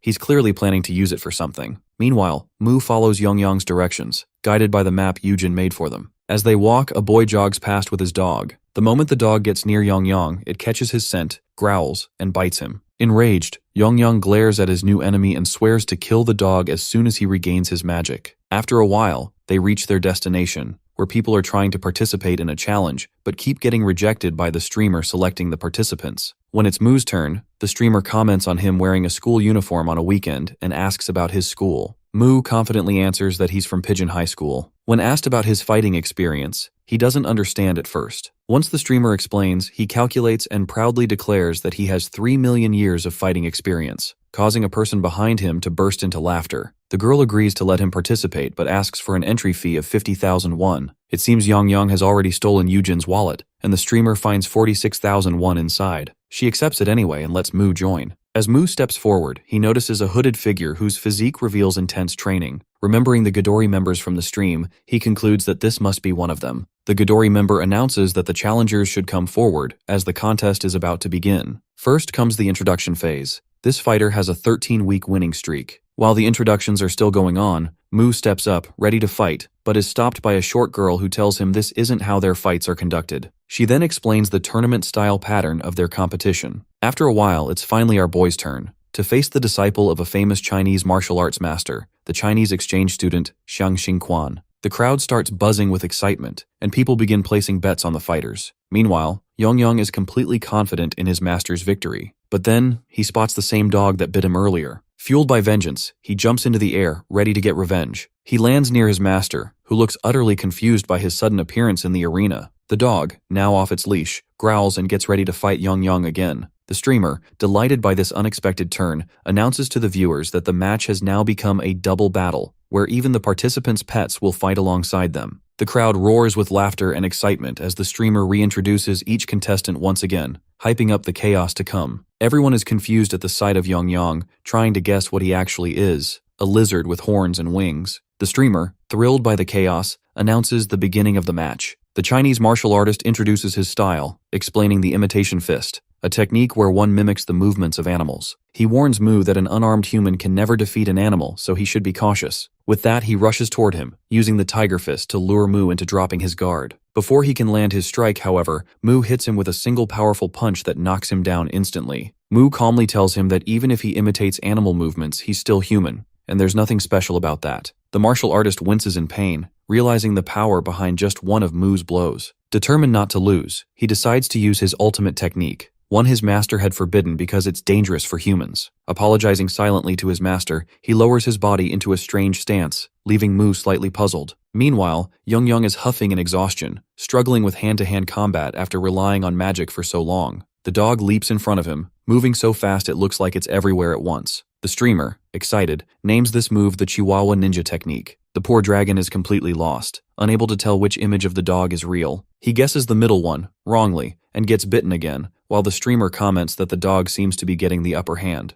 Back with their masters, the Chinese martial artist drops to all fours, taking the stance of quadrupedal mode, another imitation technique, and charges toward Mu. The crowd bursts out laughing at his strange movement, but among them, his master watches silently, regretting that his disciple disobeyed him and used this in public. Mu studies his opponent's lowered stance carefully. The next moment, the martial artist slashes his face with a tiger-like claw. Mu touches his cheek, realizing that if it had been an actual tiger's claw, he'd be dead. His playful expression turns serious. The martial artist keeps switching between different animal styles, overwhelming Mu with unpredictable movements. For a moment, Mu feels tense, but soon, that tension turns into excitement. He glances at the dog fighting below and suddenly understands something. If his opponent fights like an animal, then he must also share an animal's weakness. He bends his knees, channels his strength, and unleashes a burst of muscle expansion. In an instant, he jumps high into the air, far above. The martial artist looks up, startled, and before he can react, Mu dives down and strikes him. His reasoning proves correct. The weakness of quadrupedal creatures is the sky. Mu then turns toward his pet match, glaring down at the terrified dog, who instantly collapses in defeat. The streamer excitedly announces Mu's victory, while the crowd erupts, some even searching online for where to adopt lizards like Yongyang. Yongyang, meanwhile, grumbles at Mu about his magic. After 5 matches, the winners advance to the finals. The 6th match begins, which will determine the second finalist. Mu steps up for his next fight. His opponent is none other than boxing diamond breed, Guak Cheol, whom Mu has already defeated once. Mu looks thrilled to see him again. Poor Guak Cheol, on the other hand, looks absolutely terrified.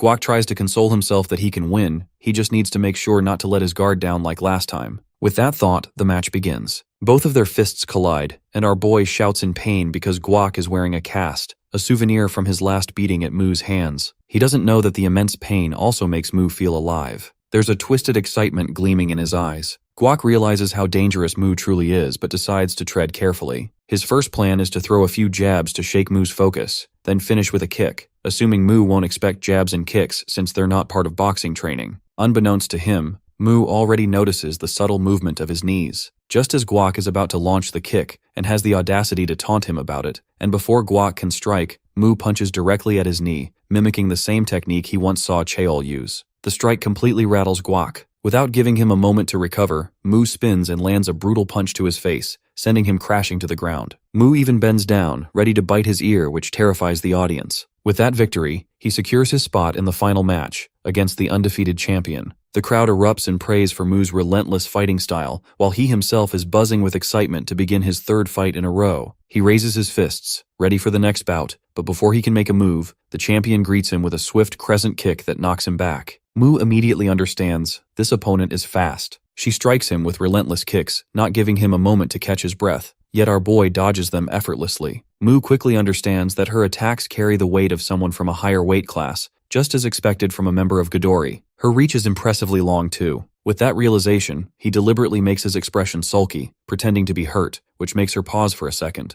wondering if he's actually in pain. Mu knows he can't get close to his opponent easily, but still, he rushes toward her. Once again, her sharp kick stops him in his tracks, followed by a quick jab. He tries to extend his range by adding a kick of his own, but she ducks effortlessly, reading his movement like a pro. In this exchange, our boy not only takes a few hits but also counters with spinning kicks of his own, refusing to back down. She is stunned to see his sudden back whip kick. As Mu steps back, he notices the height difference between them, realizing that her tall frame makes her body less suited for close combat. She jumps again, striking from mid-air with another high kick. Observing her movements, Mu quickly figures out that all her attacks target the upper range. Before her kick can land, he steps back and drops down onto all fours. Now he's in quadrupedal mode, just like the Chinese martial artist he fought earlier, to counter her high attacks. He's hoping this stance will help him find an opening. She launches another kick, but this time he easily dodges with his lowered stance. She isn't used to this kind of low ground movement, and it makes her tense. Meanwhile, the audience grows wild with excitement, cheering for the unpredictable match. The Chinese martial artist is baffled to see Mu flawlessly using the quadrupedal mode he himself spent 5 years perfecting. Even his master is impressed by Mu's adaptability, though he reminds himself quietly that his bet is still on the champion. The champion tries again to land a decisive kick, but Mu moves around like a cockroach, dodging every strike. She suddenly senses movement behind her and attacks instinctively, only to realize there's nothing there. Mu is already in front of her. In the next moment, he channels his energy and unleashes Imitation Fist, Behemoth Fist. The story flashes back to our hero's original story. He is from Earth, but doesn't stay there for long. After becoming Earth's leader, he moves to a planet designed by Lucifer, though not by his own choice. This realm is brimming with mana, and the animals here have evolved into terrifying monsters because of it. Day by day, Mu grows stronger as he defeats these beasts one after another. Among all the monsters he faces, Behemoth stands out as the strongest of them all. That's why he uses the hieroglyphic fist, an imitation of Behemoth's fist, in his match. For this purpose, he rearranges his muscles to closely mimic the monster's power and strikes the champion's side. She is thrown back and winces in pain. Before she can recover, he readies his fist again to attack. But before he can land the blow, the streamer announces that the match is over since it went out of bounds. Everyone is baffled to see the champion defeated by our guy. They're equally confused by the abrupt end of the match. The streamer quickly ends the broadcast, then turns to him with a smile, promising to give him the prize money. However, in the back alley, she clarifies that she only said he needed to win to get the money, but the real deal is that he must defeat her to earn it. Before he can react, she launches a flying knee kick that knocks the air out of him. That's when he realizes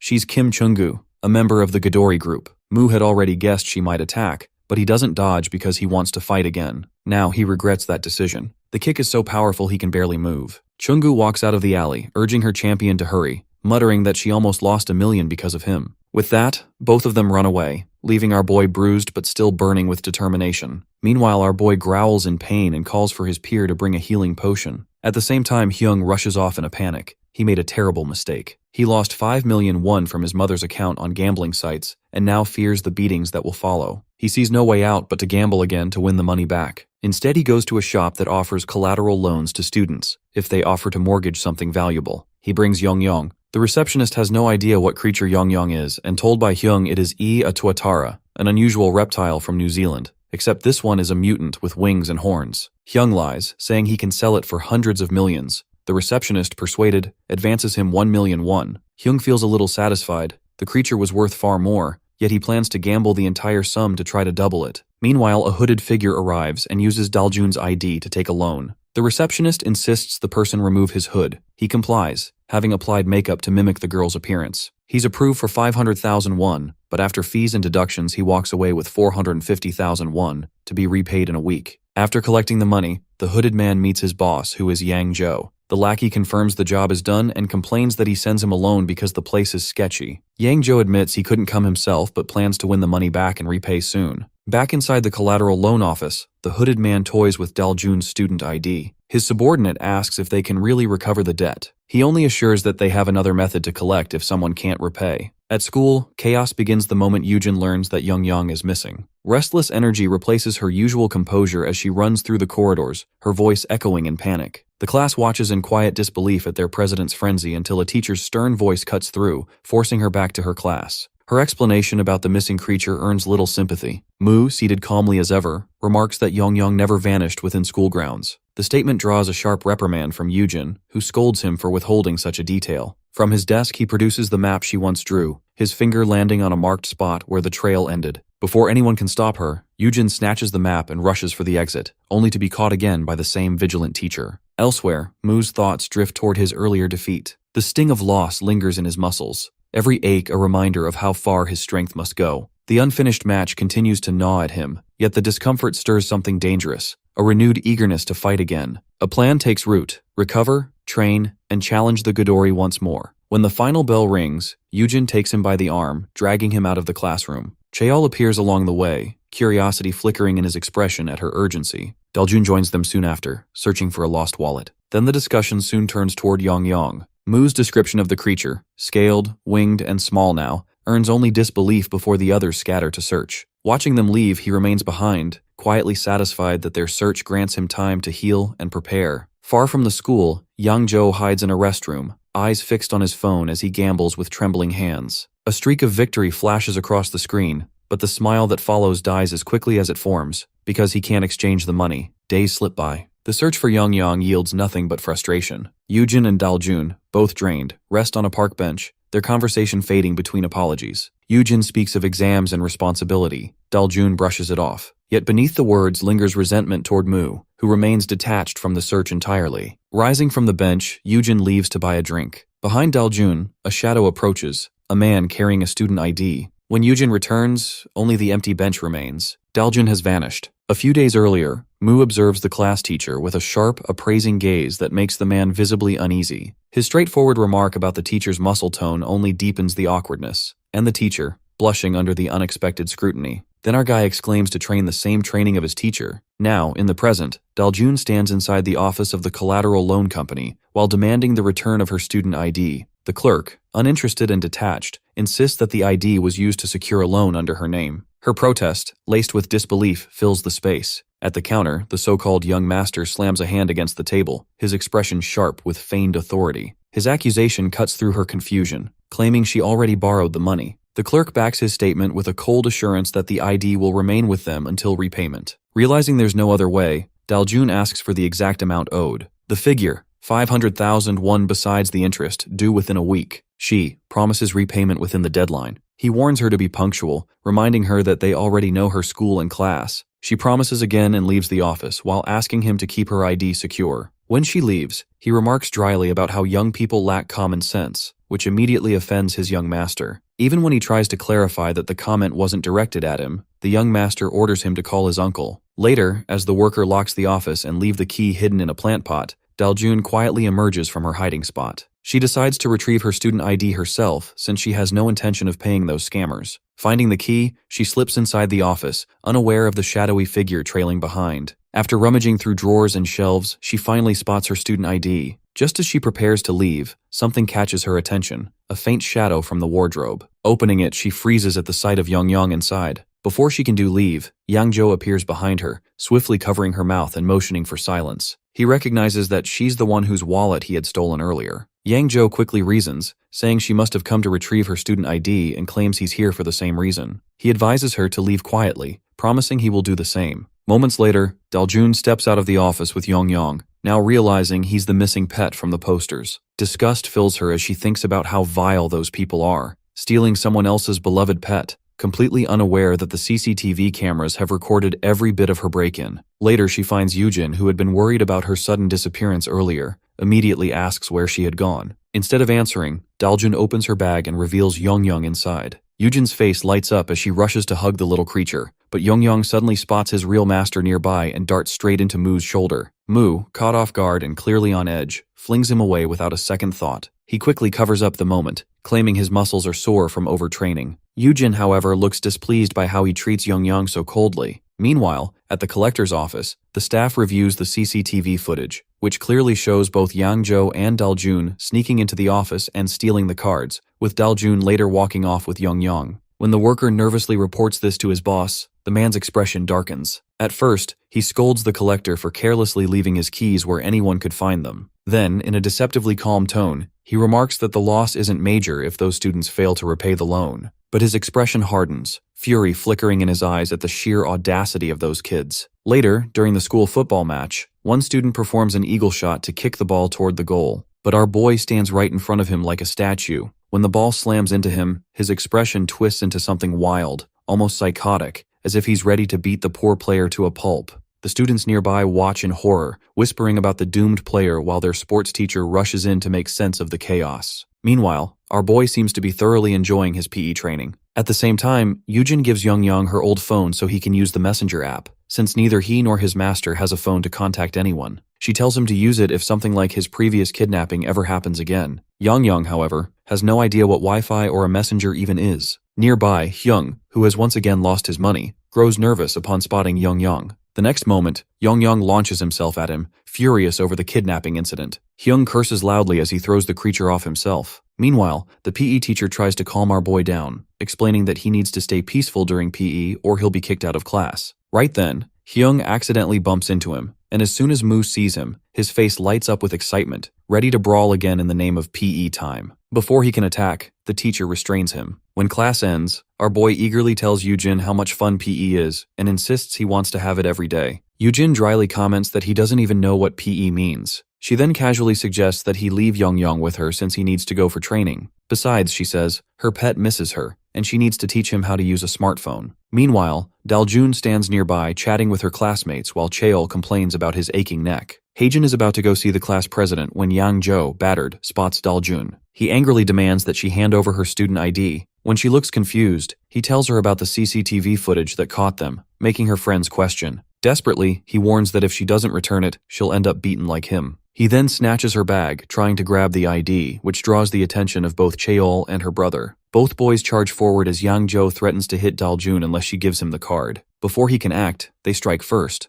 But their attacks are suddenly blocked by our boy, who grins and declares that he got here first. Yang Zhou freezes, startled by their sudden appearance. Realizing he's outnumbered 3-1, he grabs Daljun and bolts. Cheol and Heijin sprint after him, trying to save her, while our boy follows close behind, eager to join the fight. After a while, Yang Zhou reaches the same alley as before and throws Daljun roughly to the ground. He turns to face the three of them, realizing no one will see what happens here. Recognizing them as Iljimai, he takes his stance and challenges them to come at him. Our boy is ready to go first, but Heijin reminds him that he is the one who blocked their attack and asks whether he will take responsibility if something happens to his sister. Mu senses his anger and asks to let his emotion vent with a fight and offers him to fight with Yang Zhou first, then he will take it from there. At that moment, Yang Zhou grabs his shoulder hard. He excitedly turns to Yang Zhou and attacks him, but it misses. A leg sweep slams our guy on the ground. At that moment, Heijin rushes ahead and takes his sister's hand because he can find a situation in which he can avoid fighting. He will grab it. Yang Zhou notices both siblings going away. Meanwhile, Mu realizes that his training is fruitful as he does not feel pain in his back. Then he contracts the back muscles and expands them to rise from the ground and get ready to fight again. Kang offers his help, but he declines it. Yang Zhou again attacks him as he grabs his hand with one hand and collar with another. Then again, using shoulder throws, he slams him to the ground. Mu is again happy that he does not feel any impact on his back. Then noticing the poor Yong getting the impact, Yang Zhou is about to hit his head with his shoe, but Mu steps back before it hits him. Angrily, he is ready to take revenge for his pet from this bulky goon. He punches him relentlessly, which is blocked by Yang Zhou. He did not expect these kinds of punches out of a boy who is a weight class. When he exclaims that he is going to take revenge for Yong, poor Yang Zhou has no idea who Yong is as he uses a body charge at our guy. To sense the next attack, Mu senses his muscles and it feels like the big rock is coming towards him. He tries to block the attack but is still thrown back by the impact. Xiao again offers his help, which he again rejects as he hands him his pet. He understands that there is a weight difference between him and Yang Zhou as his body is like a rock. However, he is still burning with determination to break this rock with his fist, so he decides to attack him at his weak points. Then he flashes behind his opponent, striking hard at Yang Zhou's back and leg. When Yang Zhou turns, Mu moves just as fast to his front,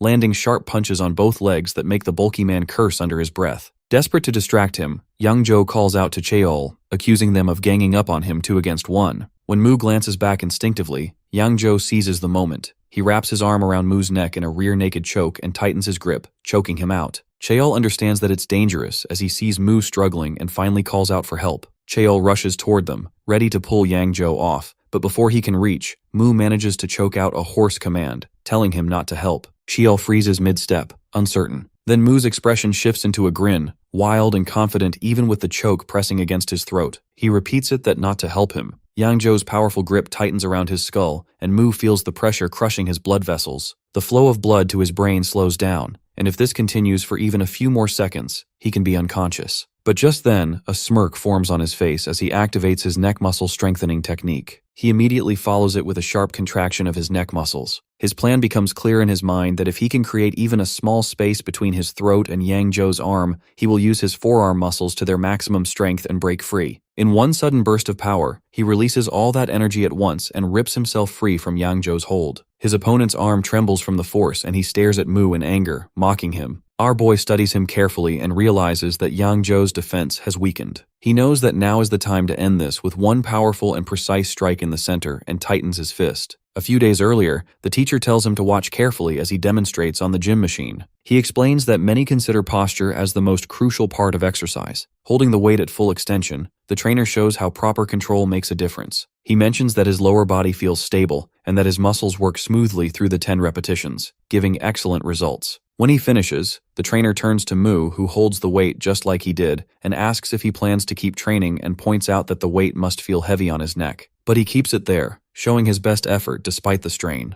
The trainer observes him closely and warns him not to push himself too much, but Mu simply replies that he feels all right. In reality, Mu had mastered the art of controlling every muscle fiber in his body. Each fiber responded exactly to his will, and he could shift muscle density from one body part to another, strengthening specific areas when needed. Breaking through stone no longer seemed impossible because his entire body worked as a single, powerful system. He rarely used this ability, but right now the situation called for it. In that old memory, The trainer could only watch in stunned silence as Mu continued lifting with ease. Returning to the present, Mu feels his muscle fibers moving from his left arm into his right, concentrating strength where it matters most. Cheol checks on him, and Mu recalls his friend's previous match and realizes he had been right all along. He charges forward, gathering all his power, and drives his fist directly into Yang Zhou's core. The strike lands on Yang Zhou and his body collapses to the ground. Mu stands over him and a dark smile forms on his face as he silently claims his victory. Meanwhile, Heijin and Daljin walk together on their way back. Heijin glances at her and asks about the man who has been following her lately. Daljun hesitates, but finally admits that she didn't want to trouble her brother with it. She explains that she lost her wallet some time ago, and the incident spiraled into a complicated mess involving her ID card and money. She tells him everything that happened. As Heijin listens, anger flashes across his face and he realizes that ignoring this won't solve anything. That man will keep chasing Daljun and using the money to control her. Without another thought, Heijin takes out his phone, calls the class president, and apologizes for not being able to join today's plans. At the collector office, the boss sits on a sofa and mentions a soccer match, but just then, the door bursts open.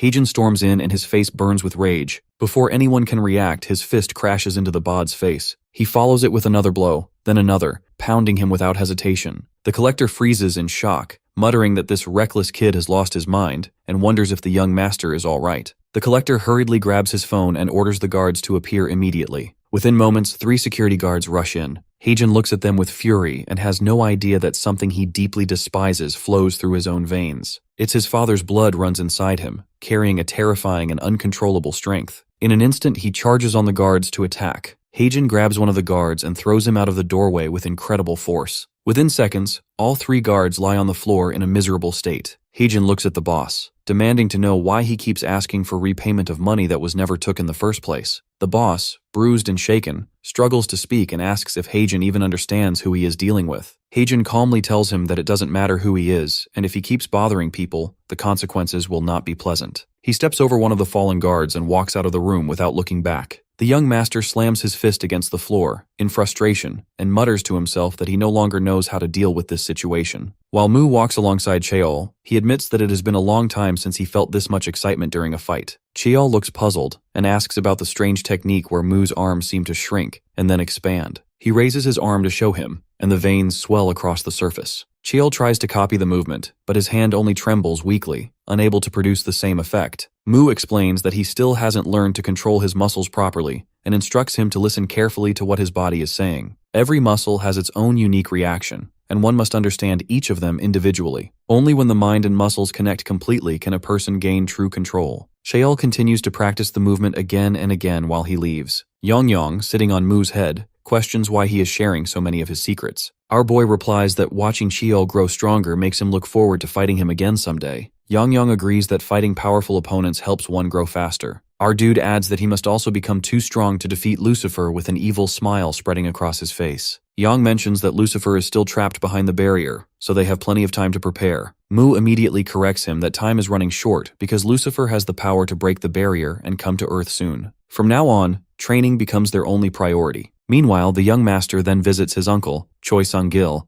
and complains about how well their operation had been working before this mess. He explains that they start by lending small amounts of money, but the repayment system is designed to make it nearly impossible to clear the debt. The interest grows quickly, and when people struggle to pay, they are sent to a baccarat gambling site owned by the same organization. Everything had been running perfectly. Choi Sung-gil laughs and accuses his nephew of talking too much because he's scared of losing control of the business. He tells him that facing problems is part of the job and that he shouldn't be afraid. Instead, he should treat these setbacks as lessons. However, Choi admits he's disappointed because those guards were assigned to prevent such incidents. He promises to talk to them personally and advises him not to be too harsh on the younger members, putting his arm around his neck. At another location, the guards receive a severe beating from their boss. They hang their heads in shame, too afraid to speak. The boss yells at them for losing to a high school student and demands to know if they feel any sense of embarrassment. He realizes he would rather die than suffer such humiliation. Pointing a stick at one of them, he orders one of them to open his mouth. He places a pill inside and commands the others to take him away. He warns them that if the guard spits the pill out, he will be killed immediately. Inside an elevator, Choi Sang-gil discusses the business model with his nephew. He admits that the operation runs smoothly, but points out a problem that their main targets are students. Since young people don't have much money, the profits remain small. As they step out of the elevator, Choi gestures toward the scene ahead. A large crowd has gathered around a fighting arena. The nephew looks confused and asks what's going on. Choi explains that real money comes from large-scale gambling and that controlling the results of fights is the key to success. He directs his nephew's attention to one of the fighters entering the ring.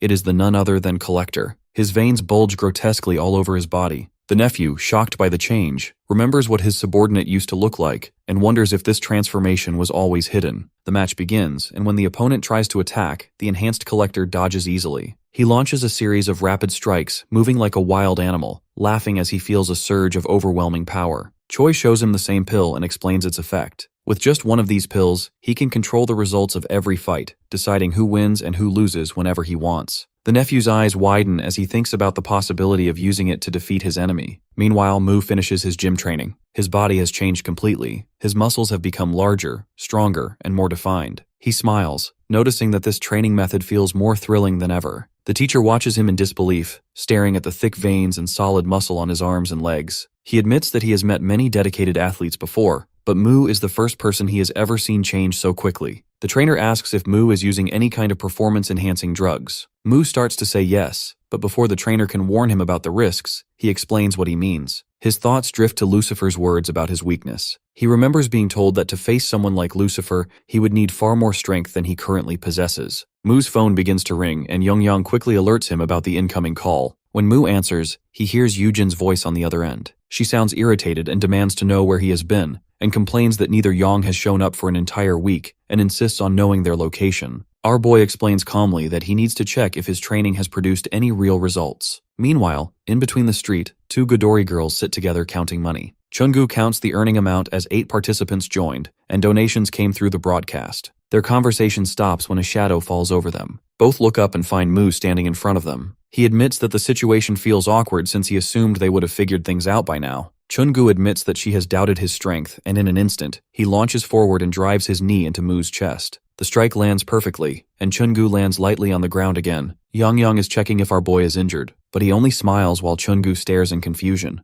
Mu reflects that he must be careful this time. He has fortified his vital areas by increasing his muscle density, using his own body as armor. In the past, his muscle mass wasn't enough to block such attacks, but now everything has changed and these blows no longer pose any danger. He then steps forward and unleashes a flurry of powerful punches at Chungu. He feels the advantage has shifted completely in his favor. His kick lands hard, sending shockwaves through Chungu's body. He then grabs Chungu by the leg and lifts her into the air. Chungu glares at him and asks if he really thinks he has won just because he's stronger now. She slams her elbow down on Mu's leg, forcing him to release his grip. Landing back on her feet, Chungu acknowledges Mu's improvement, but declares he will fight seriously this time. She rushes forward and attacks again, first with a horizontal elbow strike, then a rising one, and finally a spinning elbow. Just as she prepares to continue, she notices something strange that our dude doesn't even try to dodge. Instead, he grins and tells her that she is caught. His muscles tighten as he grabs Chungu's shirt and throws her over his shoulder, slamming him onto the ground. Mu lifts his foot to stomp on Chungu's head, but Chungu rolls away just in time. Mu activates the muscles in both his upper and lower body, propelling himself forward with full strength. His body slams into Chungu like with body ram, sending her flying backward. The other Godori rushes in and catches her before she hits the ground, quickly checking if she's okay. Chungu realizes that his strength now surpasses Yangzhou's level. His partner steps forward for help and charges at Mu, kicking with force. Our dude instantly recognizes the reach advantage this gives his opponent, so he moves in closer with incredible speed. His opponent's eyes widen as Mu is far faster than she remembers. Before he can strike, Chungu darts in from the side and smashes her elbow into Mu's face. The other one follows up with a kick, and together they attack in perfect rhythm. Our guy blocks with his arms and shoulders, absorbing hit after hit. He feels the weight of their combined strikes but stays firm. Inside, he knows that his training has worked, and his past self would never have withstood this. Still, he notices a problem that when he tries to approach the other, Chungu gets in the way. Their teamwork keeps him from attacking either one effectively. He decides that fighting both at once, up close, might be the best strategy. Yang also mocked them for their teamwork. Then, with a smile, he calls out to Yang, announcing that he's discovered a way to deal with them. Yang looks completely confused, not sure what his master means. Without warning, Mu reaches behind his head, grabs his pet by the tail, and swings him forward like a weapon, declaring that the fight is now 2 versus 2. It leaves both of them completely stunned. Our boy lifts him high above his head and charges forward, swinging him like a weapon to strike both opponents. Chungu rushes in and grabs Mu's arm to stop the attack, while his green-clad partner launches a sharp kick. The poor dragon slips out of his grip and flies through the air, but he quickly catches him again before he can hit the ground. Chungu realizes that fighting with a weapon creates its own weakness. The hand holding it becomes limited in movement, so closing the distance cancels that advantage. Acting on this thought, she steps in close and drives a powerful uppercut into Mu's jaw. Young slips free once more and spins through the air, crashing into the Ghidorri's face with a dragon kick. At the same time, Mu delivers a crushing headbutt to Chungu. He tightens the muscles in his neck beforehand, which lessens the impact on his brain.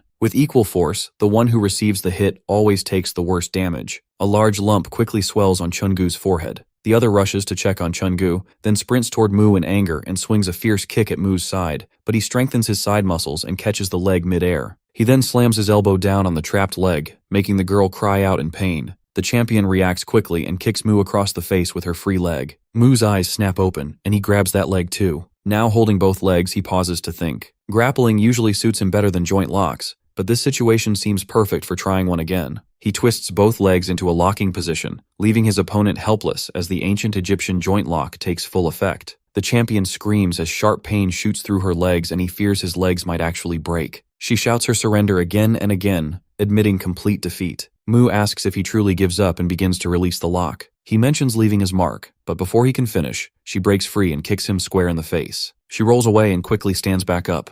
Mu remarks on how much energy she still has and charges at her again. She then grabs a handful of money and throws it toward him, yelling for him to take it all. The bills scatter through the air, hiding both fighters behind the fluttering paper. Our dude then stands alone and Champion's cap lies on the ground nearby. He picks it up and remarks that he failed to leave his mark this time, but will succeed in their next fight, and places the cap on his head. Meanwhile, his partner lifts Chungu onto her shoulder and shakes him, trying to wake her up, but Chungu doesn't respond at all. Elsewhere, Yangzhou walks out of an emergency room wrapped in bandages. He mutters bitterly that nothing ever goes right for him, and calls Mu and his group bullies and swears to get revenge, and promises to teach them a lesson next time. He kicks a stone angrily, sending it rolling ahead of him. The stone stops near someone's feet. The person standing there wears a serious expression and questions Yangzhou's angry look. He spins around and demands to know his identity. He is Guok Dugyan from Kuku High School. Dugyan asks him where he keeps getting beaten up so badly, and he snaps back at his blunt tone, mocking him for acting tough even when he looks irritated. He asks if Dugyan expects sympathy from someone who's always being beaten. Dugyan taunts him that has some fight left in him and looks capable of taking even more punishment. Yangzhou questions his confidence to act so high and mighty when nearby groups, especially Chungu's, keep beating him down. His anger flares and he grabs Dugyan by the shirt. Without hesitation, Dugyan pulls out a pill and swallows it. In an instant, his aura turns fierce and threatening. He warns Yangzhou that if he keeps running his mouth, he will make sure every tooth in his mouth gets knocked out. Later, Yangzhou lies battered and bruised on the ground, the result of the brutal beating Dugyan delivered. The next day, the two Ghidorris walk and Chungu just finished getting his bandages wrapped. She questions why she threw away all their money instead of saving a portion. The other informs that she even lost her hat during the chaos. As they complain that the whole day turned into a complete waste, suddenly, Dugyan steps into their path. Chungu demands to know what he's doing there. Dugyan silently takes out another pill, swallows it. His aura darkens once more, as he states it's their bad luck to run into him. As soon as Dugyan swallows the pill, his heart begins to glow and starts radiating energy. He steps closer to his targets, and his usual quiet nature turns into violent aggression, and explains that capturing Yangzhou means only one opponent remains, and defeating them mean he will not need Ghidorri. Once that happens, he will rise as their new leader. Power surges through his body, and he charges at the girl with wild strength. Chungu is in shock as Dugyan reaches for her head, but she barely manages to dodge his attack. He doesn't stop and keeps swinging at her with non-stop strikes. Her partner rushes forward just in time, launching a powerful kick while Chungu also tries to counter with an elbow aimed at Dugyan's head. Both of them freeze for a moment in disbelief. One feels as if her kick has hit solid steel. Dugyan's body feels unnaturally hard and stronger than any human muscle should be. Dugyan catches her leg easily and throws a crushing punch straight into it,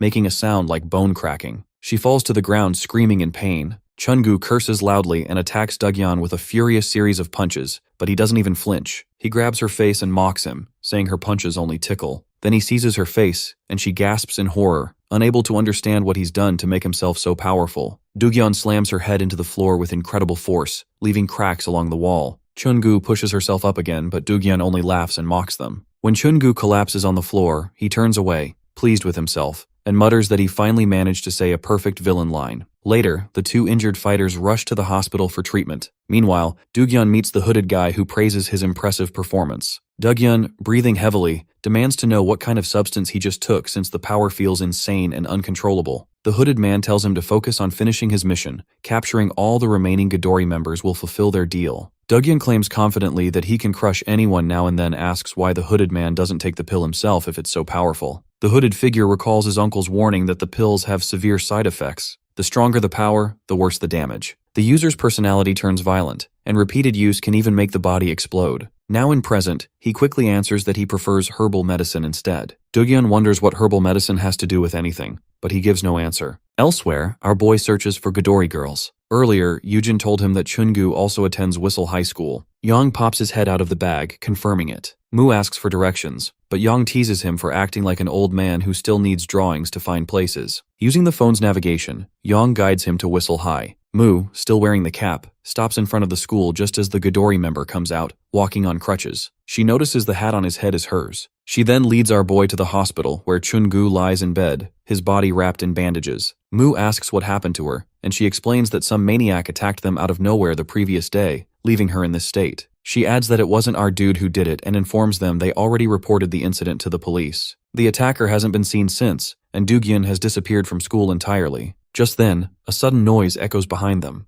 They turn to see another patient in the next bed, Yang Jo, covered from head to toe in bandages, yelling Dugyeon's name in rage. He tries to sit up while cursing him non-stop. The doctor rushes in, panicking as his body starts shaking violently. He yells that the patient is going into shock and frantically searches for the missing painkiller. Yangjo admits to our boy that even though he doesn't like him, he has something important to tell him. He explains that Guak Dugyeon has changed completely after taking some pill. He was a pushover in the Ghidorah gang, but now he has become the strongest opponent. Mu listens carefully, realizing that his first impression of Dugyeon was completely wrong, but seeing Yangjo's beaten condition leaves him no choice. He decides that he must confront Dugyeon himself and asks about his location. Ghidorah Champion replies that nobody knows and even the police are still looking for him. Our boy decides to track Dugyeon down on his own. Later, Mu carries several boxes hiding himself behind the teacher, while the teacher lectures about the importance of daily exercise and insists it's not for his own benefit. As he listens, Mu's mind drifts back to Dugyeon. He wonders how to find someone who seems to have disappeared completely. Meanwhile, in the distance, Dugyeon holds Haejin's photo while speaking on the phone. He tells the person on the other end that his target has already arrived.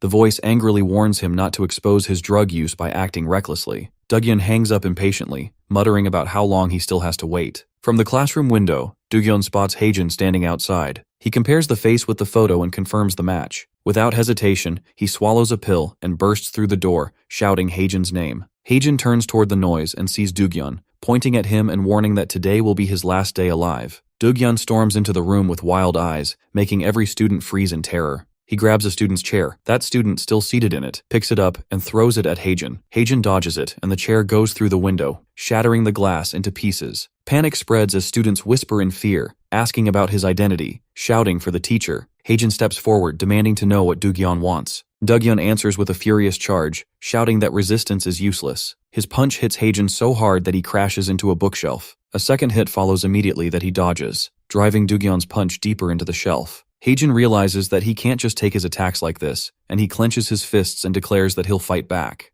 With a burst of strength, he lands a hard punch on Dugyeon's chest, making him flinch in pain. Encouraged, Haejin follows up with another strike to the chest, forcing Dugyeon to stumble backward. Dugyeon smirks, calling the hit just a tickle. So Haejin throws another furious punch, but Dugyeon grabs his hand and crushes it until a sharp crack echoes through the room. Haejin screams in agony while students gasp and start shouting for help. Outside the classroom, more students gather, some calling teachers as the noise grows louder. Daljun and Cheol push their way through the crowd. When Daljun sees her brother being hurt, she throws her slippers straight at Dugyeon's back. The impact makes him turn, glaring at her. She yells at him to let go of her brother right now. Dugyeon refuses and raises his fist, stepping toward her. Before he can attack, Cheol rushes in from behind and punches Dugyeon, shouting that he has no right to cause trouble at someone else's school. The distraction gives Haejin just enough time to pull his injured hand free. He thanks Cheol quickly, then faces Dugyeon with burning anger. He warns him that touching his sister was a mistake he'll never forgive. With fury fueling his strength, he charges at Dugyeon.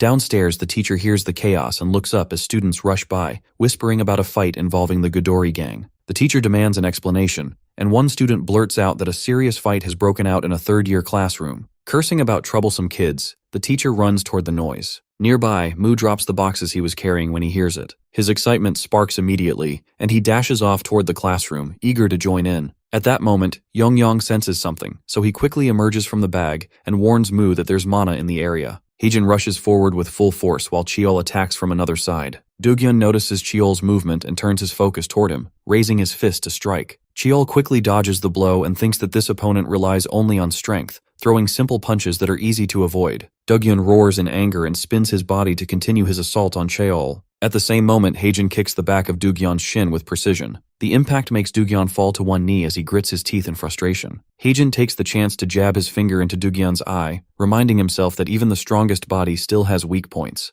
Heijin and Cheol attack together, landing multiple punches on him. Despite the hits, he stands back up, cursing loudly. His gaze shifts to a student nearby. Doogyun rushes toward him and grabs him by the collar, demanding another pill. The student sighs in disbelief, asking why the situation keeps getting worse. Doogyun insists he needs just one more pill, declaring he was hired to catch someone. He shouts that the target caused trouble over unpaid debts, and promises that one more pill will be enough to capture Lee Heijin. Turns out the student was the same hooded boy and he trembles. Heijin immediately realizes that he is the one behind everything. Anger fills him as he glares at the man, who begins sweating nervously. He curses Doogyun for causing problems and shoves another pill into his mouth, ordering him to destroy Heijin completely. Doogyun accepts the command without hesitation. Heijin steps forward, warning them again about the consequences of crossing the line. Before he can finish, Doogyun's enhanced power sends him flying backward. The same shockwave throws Cheol straight through a nearby window. Doogyun's body begins to change grotesquely, turning into a massive beast. Daljun screams for her brother and Cheol, running toward them to help.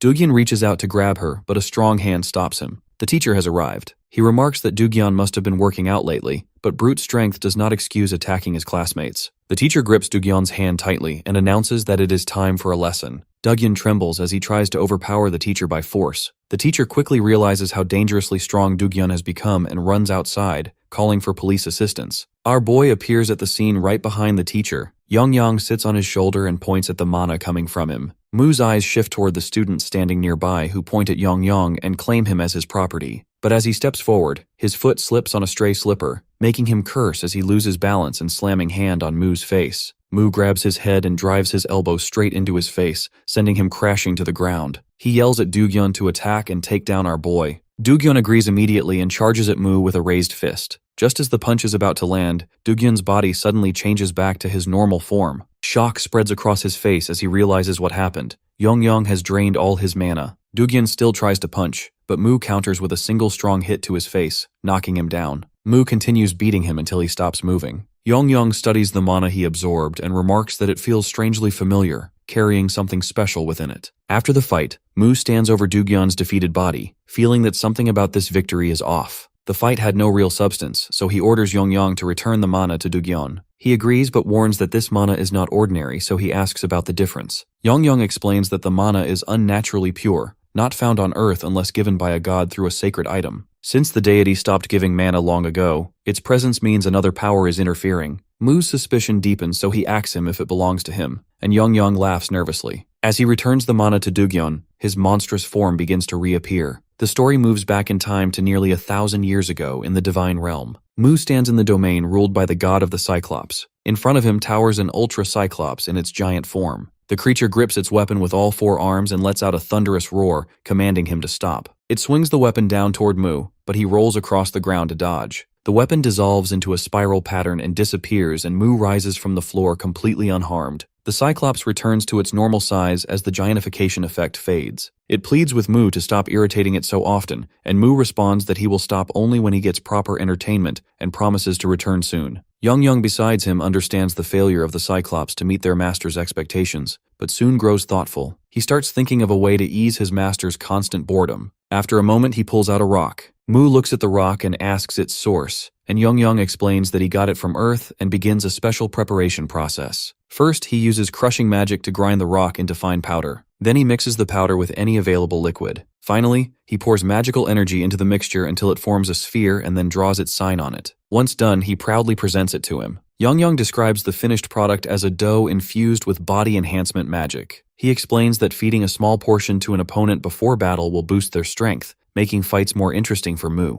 To demonstrate, he breaks off a small piece and explains that this amount is enough for one proper serving because the magic inside is highly concentrated. Mu ignores the warning and takes the entire remaining portion. Young tries to stop him, but Mu disappears before he can finish speaking. The next moment, he feels the effect surge through his body. The enhancement works perfectly. He faces the gigantic Cyclops again and charges with unstoppable force. His attacks grow faster and stronger until he smashes the Cyclops away completely, and it crashes to the ground with tremendous impact. As it falls, one of the magical pills slips from the Cyclops and drops toward Earth. A divine barrier should normally block such interference, allowing only gods or authorized beings to pass. However, the pill somehow slips through and enters Earth's atmosphere. Young watches helplessly as it disappears from sight. The story returns to the present, and our dude realizes that this situation has occurred before. Someone must have found one of those ancient enhancement pills. He finds this thought amusing and smiles. Dugyeon suddenly throws a punch at him, but Mu dodges by moving sideways. Mu clenches his fist tighter and swings again while closing in.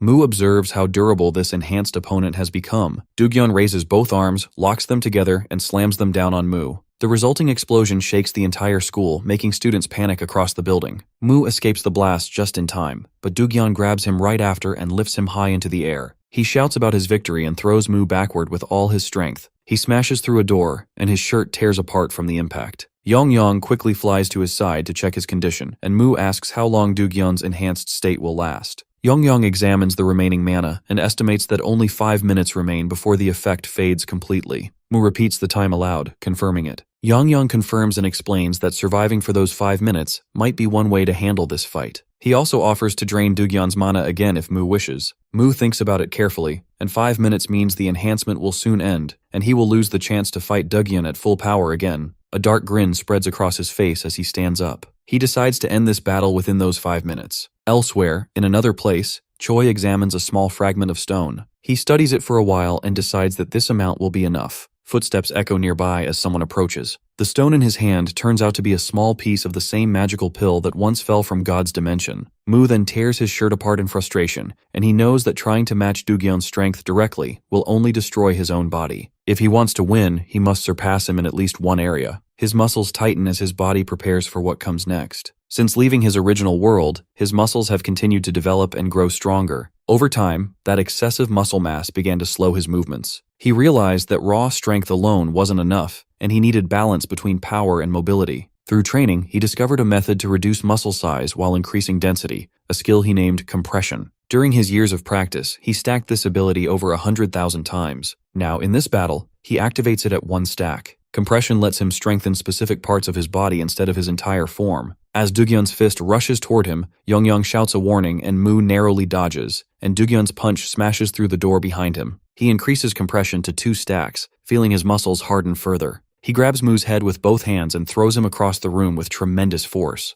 Mu crashes into the wall as compression rises to 3 stack. Furious, Dugyeon charges forward again, and our dude mirrors his movement, sprinting straight toward him. Their fists collide in midair with explosive power, shattering every window nearby. Dugyeon stares in disbelief, unable to understand how someone can match his drug-enhanced strength, and he curses and attacks again. Our boy meets him head-on once more, and their clash releases a shockwave so strong that everyone nearby is knocked backward. Dugyeon's arms begin to tremble as confusion spreads across his face. Our boy, however, understands exactly what is happening. When equal forces collide, the one focused on a smaller surface area always wins. He corrects Dugyeon's assumption that they are equal, declaring his own dominance. He knows he doesn't have much time left, and Dugyeon's enhancement will only last for a few minutes more. He rushes forward with explosive speed, striking Dugyeon with a devastating blow. The impact sends Dugyeon flying through the wall and out the school window. He crashes onto the ground below, where the teacher and guard rush toward him in panic. The drug's effects fade, and Dugyeon's body returns to normal. People around him shout and call for emergency help instead of the police. From above, our boy looks down at the wreckage through the shattered wall. Daljun slowly approaches him, but before she can speak, the student appears behind him and grabs Young. He mocks our boy, declaring that Dugyeon was only the weakest among his options and promises to return with someone far stronger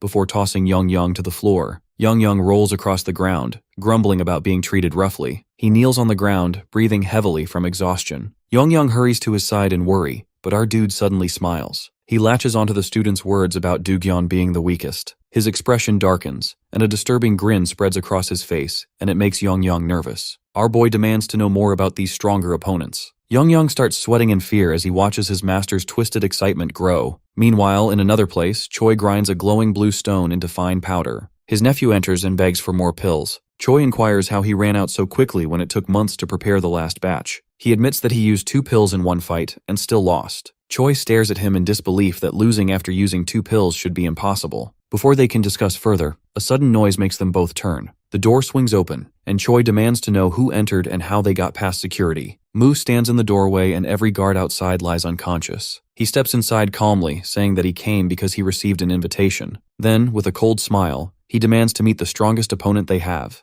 A little while ago, when the bold boy had boasted about bringing stronger opponents, Moo demanded to know where they were. On his command, Yang became nervous and then opened his mouth to reveal a glowing red pill. It was a recovery sphere, an item that healed all injuries and boosted physical power. Without hesitation, our boy took it and prepared to leave. Nearby, Heijin and Cheol lay injured but tried to stop him. Cheol warned him about the danger ahead and offered to go along. Heijin insisted on joining too, hoping to prevent things from getting worse. Moo walked up to both of them and suddenly grabbed their legs, making them scream in shock and pain. Daljun stood confused, wondering what he was doing, but he refused any help, claiming this was his fight alone. He then started laughing uncontrollably before leaving everyone behind stunned by his strange behavior. He reached Choi Sang's building, where a security guard stopped him at the entrance. The guard mocked his appearance, comparing him to a beggar, and demanded to know what he wanted. He ignored the insult and kept walking, claiming that someone inside had made a promise with him. When the guard grabbed his shoulder and stopped him from taking Yang inside, he punched him straight in the face. The guard flew backward, crashing through the window. The rest of the guards, shocked by what they saw, rushed toward him. They shouted curses, but he treated them as nothing more than obstacles. Within moments, they all lay defeated on the ground. Our dude now steps inside and demands to see the strongest fighter in the building. The boy panics, pointing at him while shouting to his uncle that this is the maniac who keeps fighting even after taking 2 of their enhancement pills. Yang protests in annoyance at being insulted. Moo's aura grows heavier and more intimidating, forcing the hooded figure to step back in fear. Again, he asks where the strongest opponent is. Choi studies him carefully, realizing that anyone capable of defeating all their guards alone is far from ordinary. He decides to test this man properly. He agrees to show the strongest fighter but adds a condition.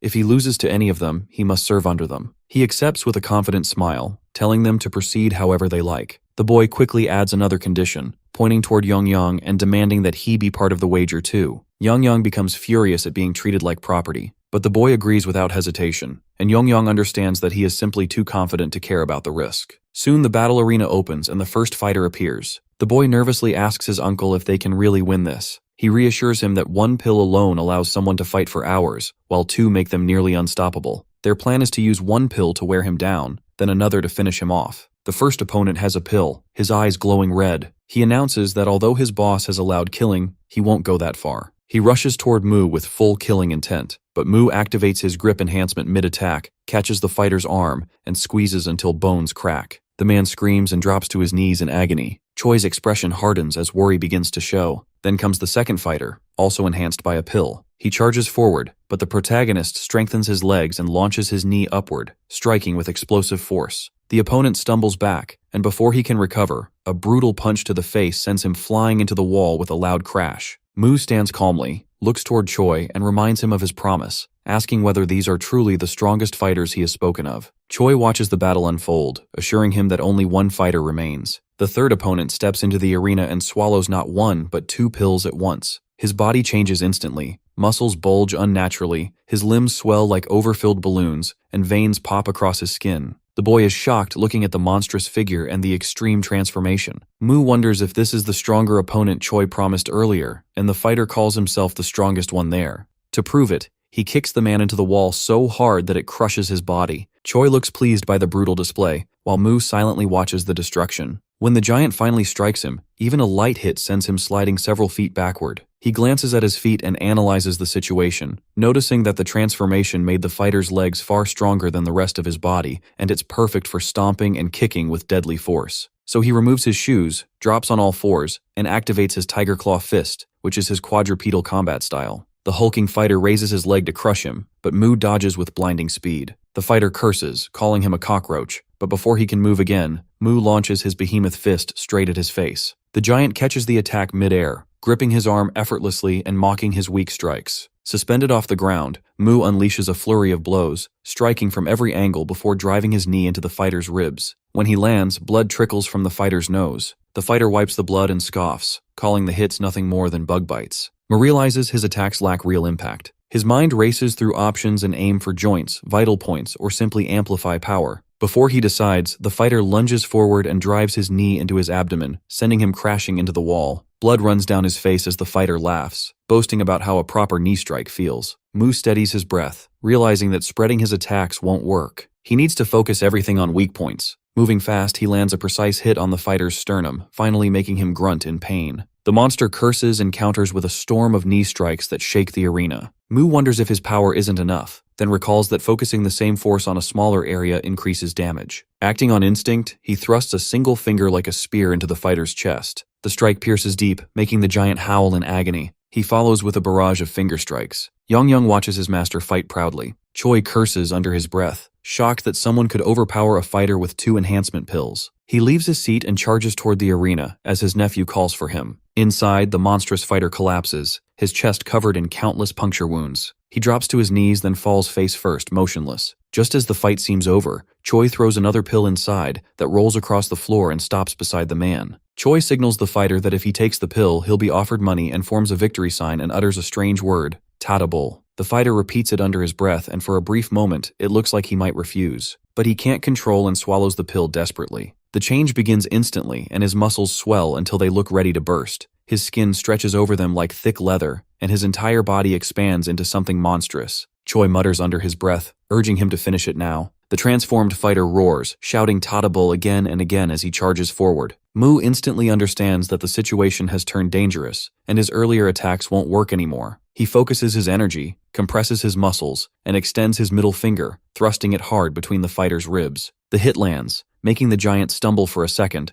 but the effect vanishes almost immediately. He straightens up without a hint of damage. A realization hits him that his opponent's body isn't just strong, it's nearly unbreakable. He steps back quickly, trying to create distance while analyzing the situation, and his mind races for a strategy. Before he can think further, the fighter disappears from view and suddenly drops from above. The impact of his landing shatters the ground, sending chunks of debris flying in all directions. Our boy is thrown off balance by the shockwave. In midair, the fighter grabs his leg and swings him around before slamming him into the ground with brutal force. Blood bursts from his mouth upon impact. Yongyang flies toward him in panic, calling out to restore his mana right away. But even in pain, he manages a faint smile and refuses the offer. The fighter drags him across the ground, scraping his body against the concrete before tossing him high into the air. While airborne, he realizes that his attacks can't pierce through that hardened body no matter how strong they are. The fighter catches him again and smashes him down with overwhelming strength. Then, something clicks in his mind that if he can't break through the skin, maybe there's another way. Gathering his strength, he strikes upward, landing a heavy blow to the fighter's face. The impact loosens the massive grip around him, and he uses the opening to twist free, landing behind the opponent. Nearby, Choi stands frozen as he watches the chaos before him. As Mu looks at him, he mumbles that no one told him he wasn't allowed to step in. Our dude turns slightly toward him and, with a crazed grin, thanks him before bursting into laughter. Choi stares at him in disbelief. His thoughts are soon drowned by the crashing sounds of destruction. The fighter seizes our boy's leg again and hurls him through another wall. Choi's nephew screams and runs for his life. As Choi's gaze wanders across the wreckage, realization strikes hard. His building, his pride, the result of years of struggle since he was 13, lies in ruins. Everything he has built is destroyed in minutes. Mu steadies himself against the cracked wall, bruised but focused. His attacks have barely worked, except the one to the head, his only real target now. But getting close again won't be easy. The fighter won't repeat his mistake. Realizing that overthinking only slows him down, Mu exhales, loosens his stance, and lets instinct take over, fighting not with thought, but pure reflex. Mu pulls himself up and steadies himself. In an instant, the fighter disappears from where he's standing and materializes right in front of him. But Mu has already moved far back. The fighter freezes in shock, then realizes Mu has already kicked him and retreated to safety. Fury overtakes the fighter as he raises his fist, shouting mocking Mu that he can't scare him with such moves. He roars a challenge and charges straight at him. Their fists collide with tremendous force, creating an explosion that pushes both of them backward. The fighter's mind races, wondering that our boy still has energy left. Even so, that right arm can't possibly be usable anymore. But Mu drives his fingers straight into the fighter's eyes, pulls them out as blood pours down, then follows with another punch to the same spot.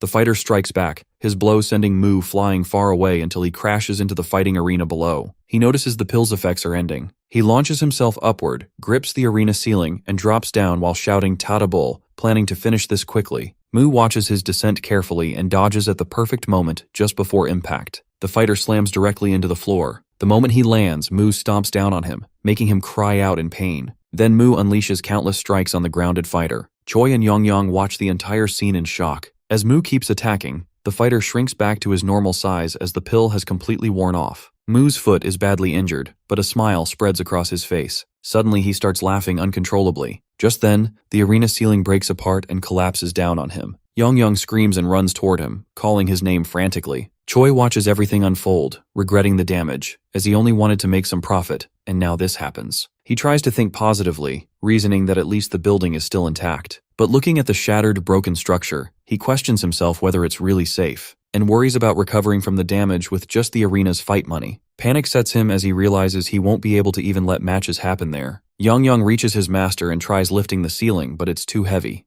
He remembers the dough and assumes that if he takes it, he'll be strong enough to move it. He immediately rushes out of the arena, jumps onto Choi's face, and demands the pills while biting him. Choi shouts in confusion and mocks him. Just then behind them, Mu's hand appears and moves from beneath the ceiling. Yongyang's attention snaps toward his master. Mu's body trembles as he rises from beneath the collapsed ceiling, shoving the heavy debris aside before finally standing upright. Yongyang feels relief that his master is alive. Mu looks around in confusion, trying to understand what has just fallen on him. Yongyang quickly explains that something suddenly broke and came crashing down. He tilts his head upward, realizing that the building itself has struck him. He raises his hand and clenches it tightly. A deep echoing sound follows as his muscles expand to their fullest limit. Yongyang recognizes that sound as it only happens when he forces his body beyond its natural boundaries. He then slams his fist into the ground with tremendous strength. The impact sends cracks crawling across the floor like a spider's web, shaking the entire structure. Both Choi and Yongyang lose their balance as the tremors grow stronger. Cracks spread through the walls and pillars, making the whole building groan. Choi screams for him to stop before the place collapses, and Yongyang shouts warnings about the danger. Mu doesn't seem to care. When he hears the word collapse, he asks what it means, and decides that it's exactly what he wants. He strikes the ground again, even harder this time. The fractures deepen, reaching the foundation itself. Within moments, the entire building begins to sink and crumble. Outside, Choi's nephew runs as fast as he can, the sound of destruction echoing behind him. When he finally turns back, there is nothing left, just ruins and clouds of dust filling the air. From beneath the rubble, Yongyang appears first as he claws his way out. Nearby, Mu lies on the ground, battered and broken. His body is covered in cuts and bruises, yet his face carries a strange satisfaction. He laughs weakly, saying the experience has been enjoyable. Under the wreckage, Choi slowly realizes that his building is gone. His business, his fortune, everything he has built has been destroyed. Regret fills him as he thinks about his spoiled nephew.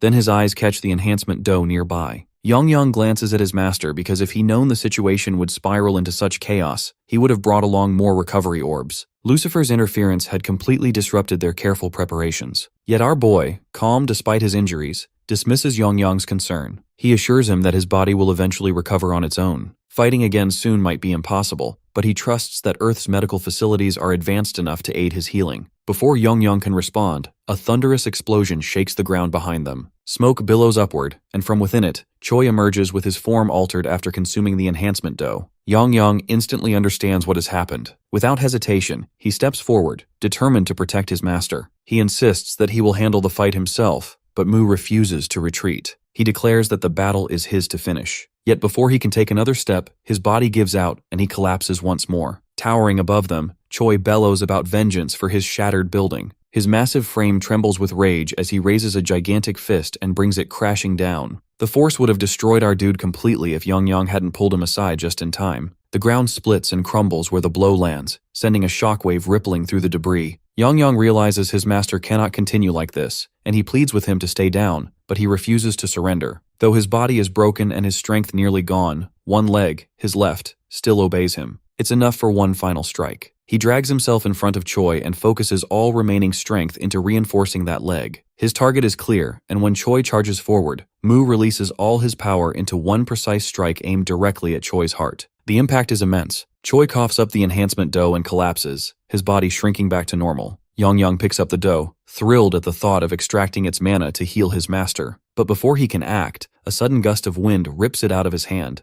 As dust swirls around, he notices glowing particles drifting through the air. Then realization strikes him that this isn't ordinary wind, it's mana on Earth. Just then, the sky tears open with a deafening crack, and a monstrous creature descending toward them. A while ago, Lucifer releases an enormous surge of mana across the barrier. The ground cracks under the pressure, yet it remains completely unaffected. From a distance, Divine Archer watches him with curiosity, wondering if he has cleared out the entire area since no one else is in sight. Lucifer studies the ground beneath him, puzzled that not even a faint mark appears despite his immense power. An idea hits him that he should try something with the same power as it. Divine Archer continues to observe, confused by his sudden restless movements. Suddenly she is shocked as she watches him lifting an entire planet, Elmore, above himself. Panic grips her as she screams for him to stop. Lucifer is already set on his plan that the barrier should be as strong as what surrounds Elmore. Whether it is a barrier or something else, he intends to destroy it. Without hesitation, he hurls planet Elmore straight toward Earth. Instead of colliding and breaking apart, the two merge into one. The sight leaves both Lucifer and Divine Archer speechless. Lucifer tries to understand what has just happened. He expected to destroy the barrier, not to fuse two worlds together. From the point of contact, a surge of mana bursts out, spreading wildly between both planets. That same energy awakens the monster. The monster appears in the skies, its enormous form casting a shadow over everything below. It looks around, confused about where it is, and fury builds as it senses that someone has disturbed its domain. On the ground, panic spreads among the people. Screams echo as they question what kind of creature has appeared. Some shout for the police, while others are frozen in fear. One boy stands paralyzed, unable to move. The bull notices him and considers him as the one connected to this disturbance. To it, such a small being causing such chaos seems pathetic and dull. The boy's fear reaches its peak, but before the bull can act, something pulls it backward. The plane of nothingness begins dragging the creature away, forcing it to vanish and return to where it came from. Meanwhile, our dude asks Yong about the strange situation and why he can sense mana. Yong admits that he doesn't know as the mana suddenly started overflowing everywhere. Without wasting time, he begins using healing magic on his master. As he works, a figure descends from the sky and lands nearby. It's a knight, fully clad in armor, standing silently behind them. Yong shockingly looks at him, and the knight draws his sword and strikes the ground. In response, Yong shifts into his dragon form, ready for battle. Yong immediately transforms itself into its enormous dragon form. The knight then explains that his business is not with Yong but with the one behind him, Mu, but he refuses firmly that no one will touch his master until he's alive. The knight raises a hand and gathers energy. The sword starts to fly above Mu and flows into the knight's grasp. He declares that he will deal with Yong first. A violent explosion follows, and his laughter echoes through the chaos. Yong steadies himself and reflects that it feels like every strange creature in existence is coming after him, considering him an easy target. With a wave of his hand, he conjures glowing spheres of magic that encircle the knight. The knight looks confused, unsure of what is happening. Before he can react, the spheres detonate, causing a blast, and the knight falls back and his helmet flies away. Our boy approaches and studies the fallen knight. The man watching him grabs him in anger and demands to return something back. Turns out he's an adventurer from Elmore and the body isn't his own. The soul inside belongs to Lee Ho, who keeps shouting at our dude to give his body back.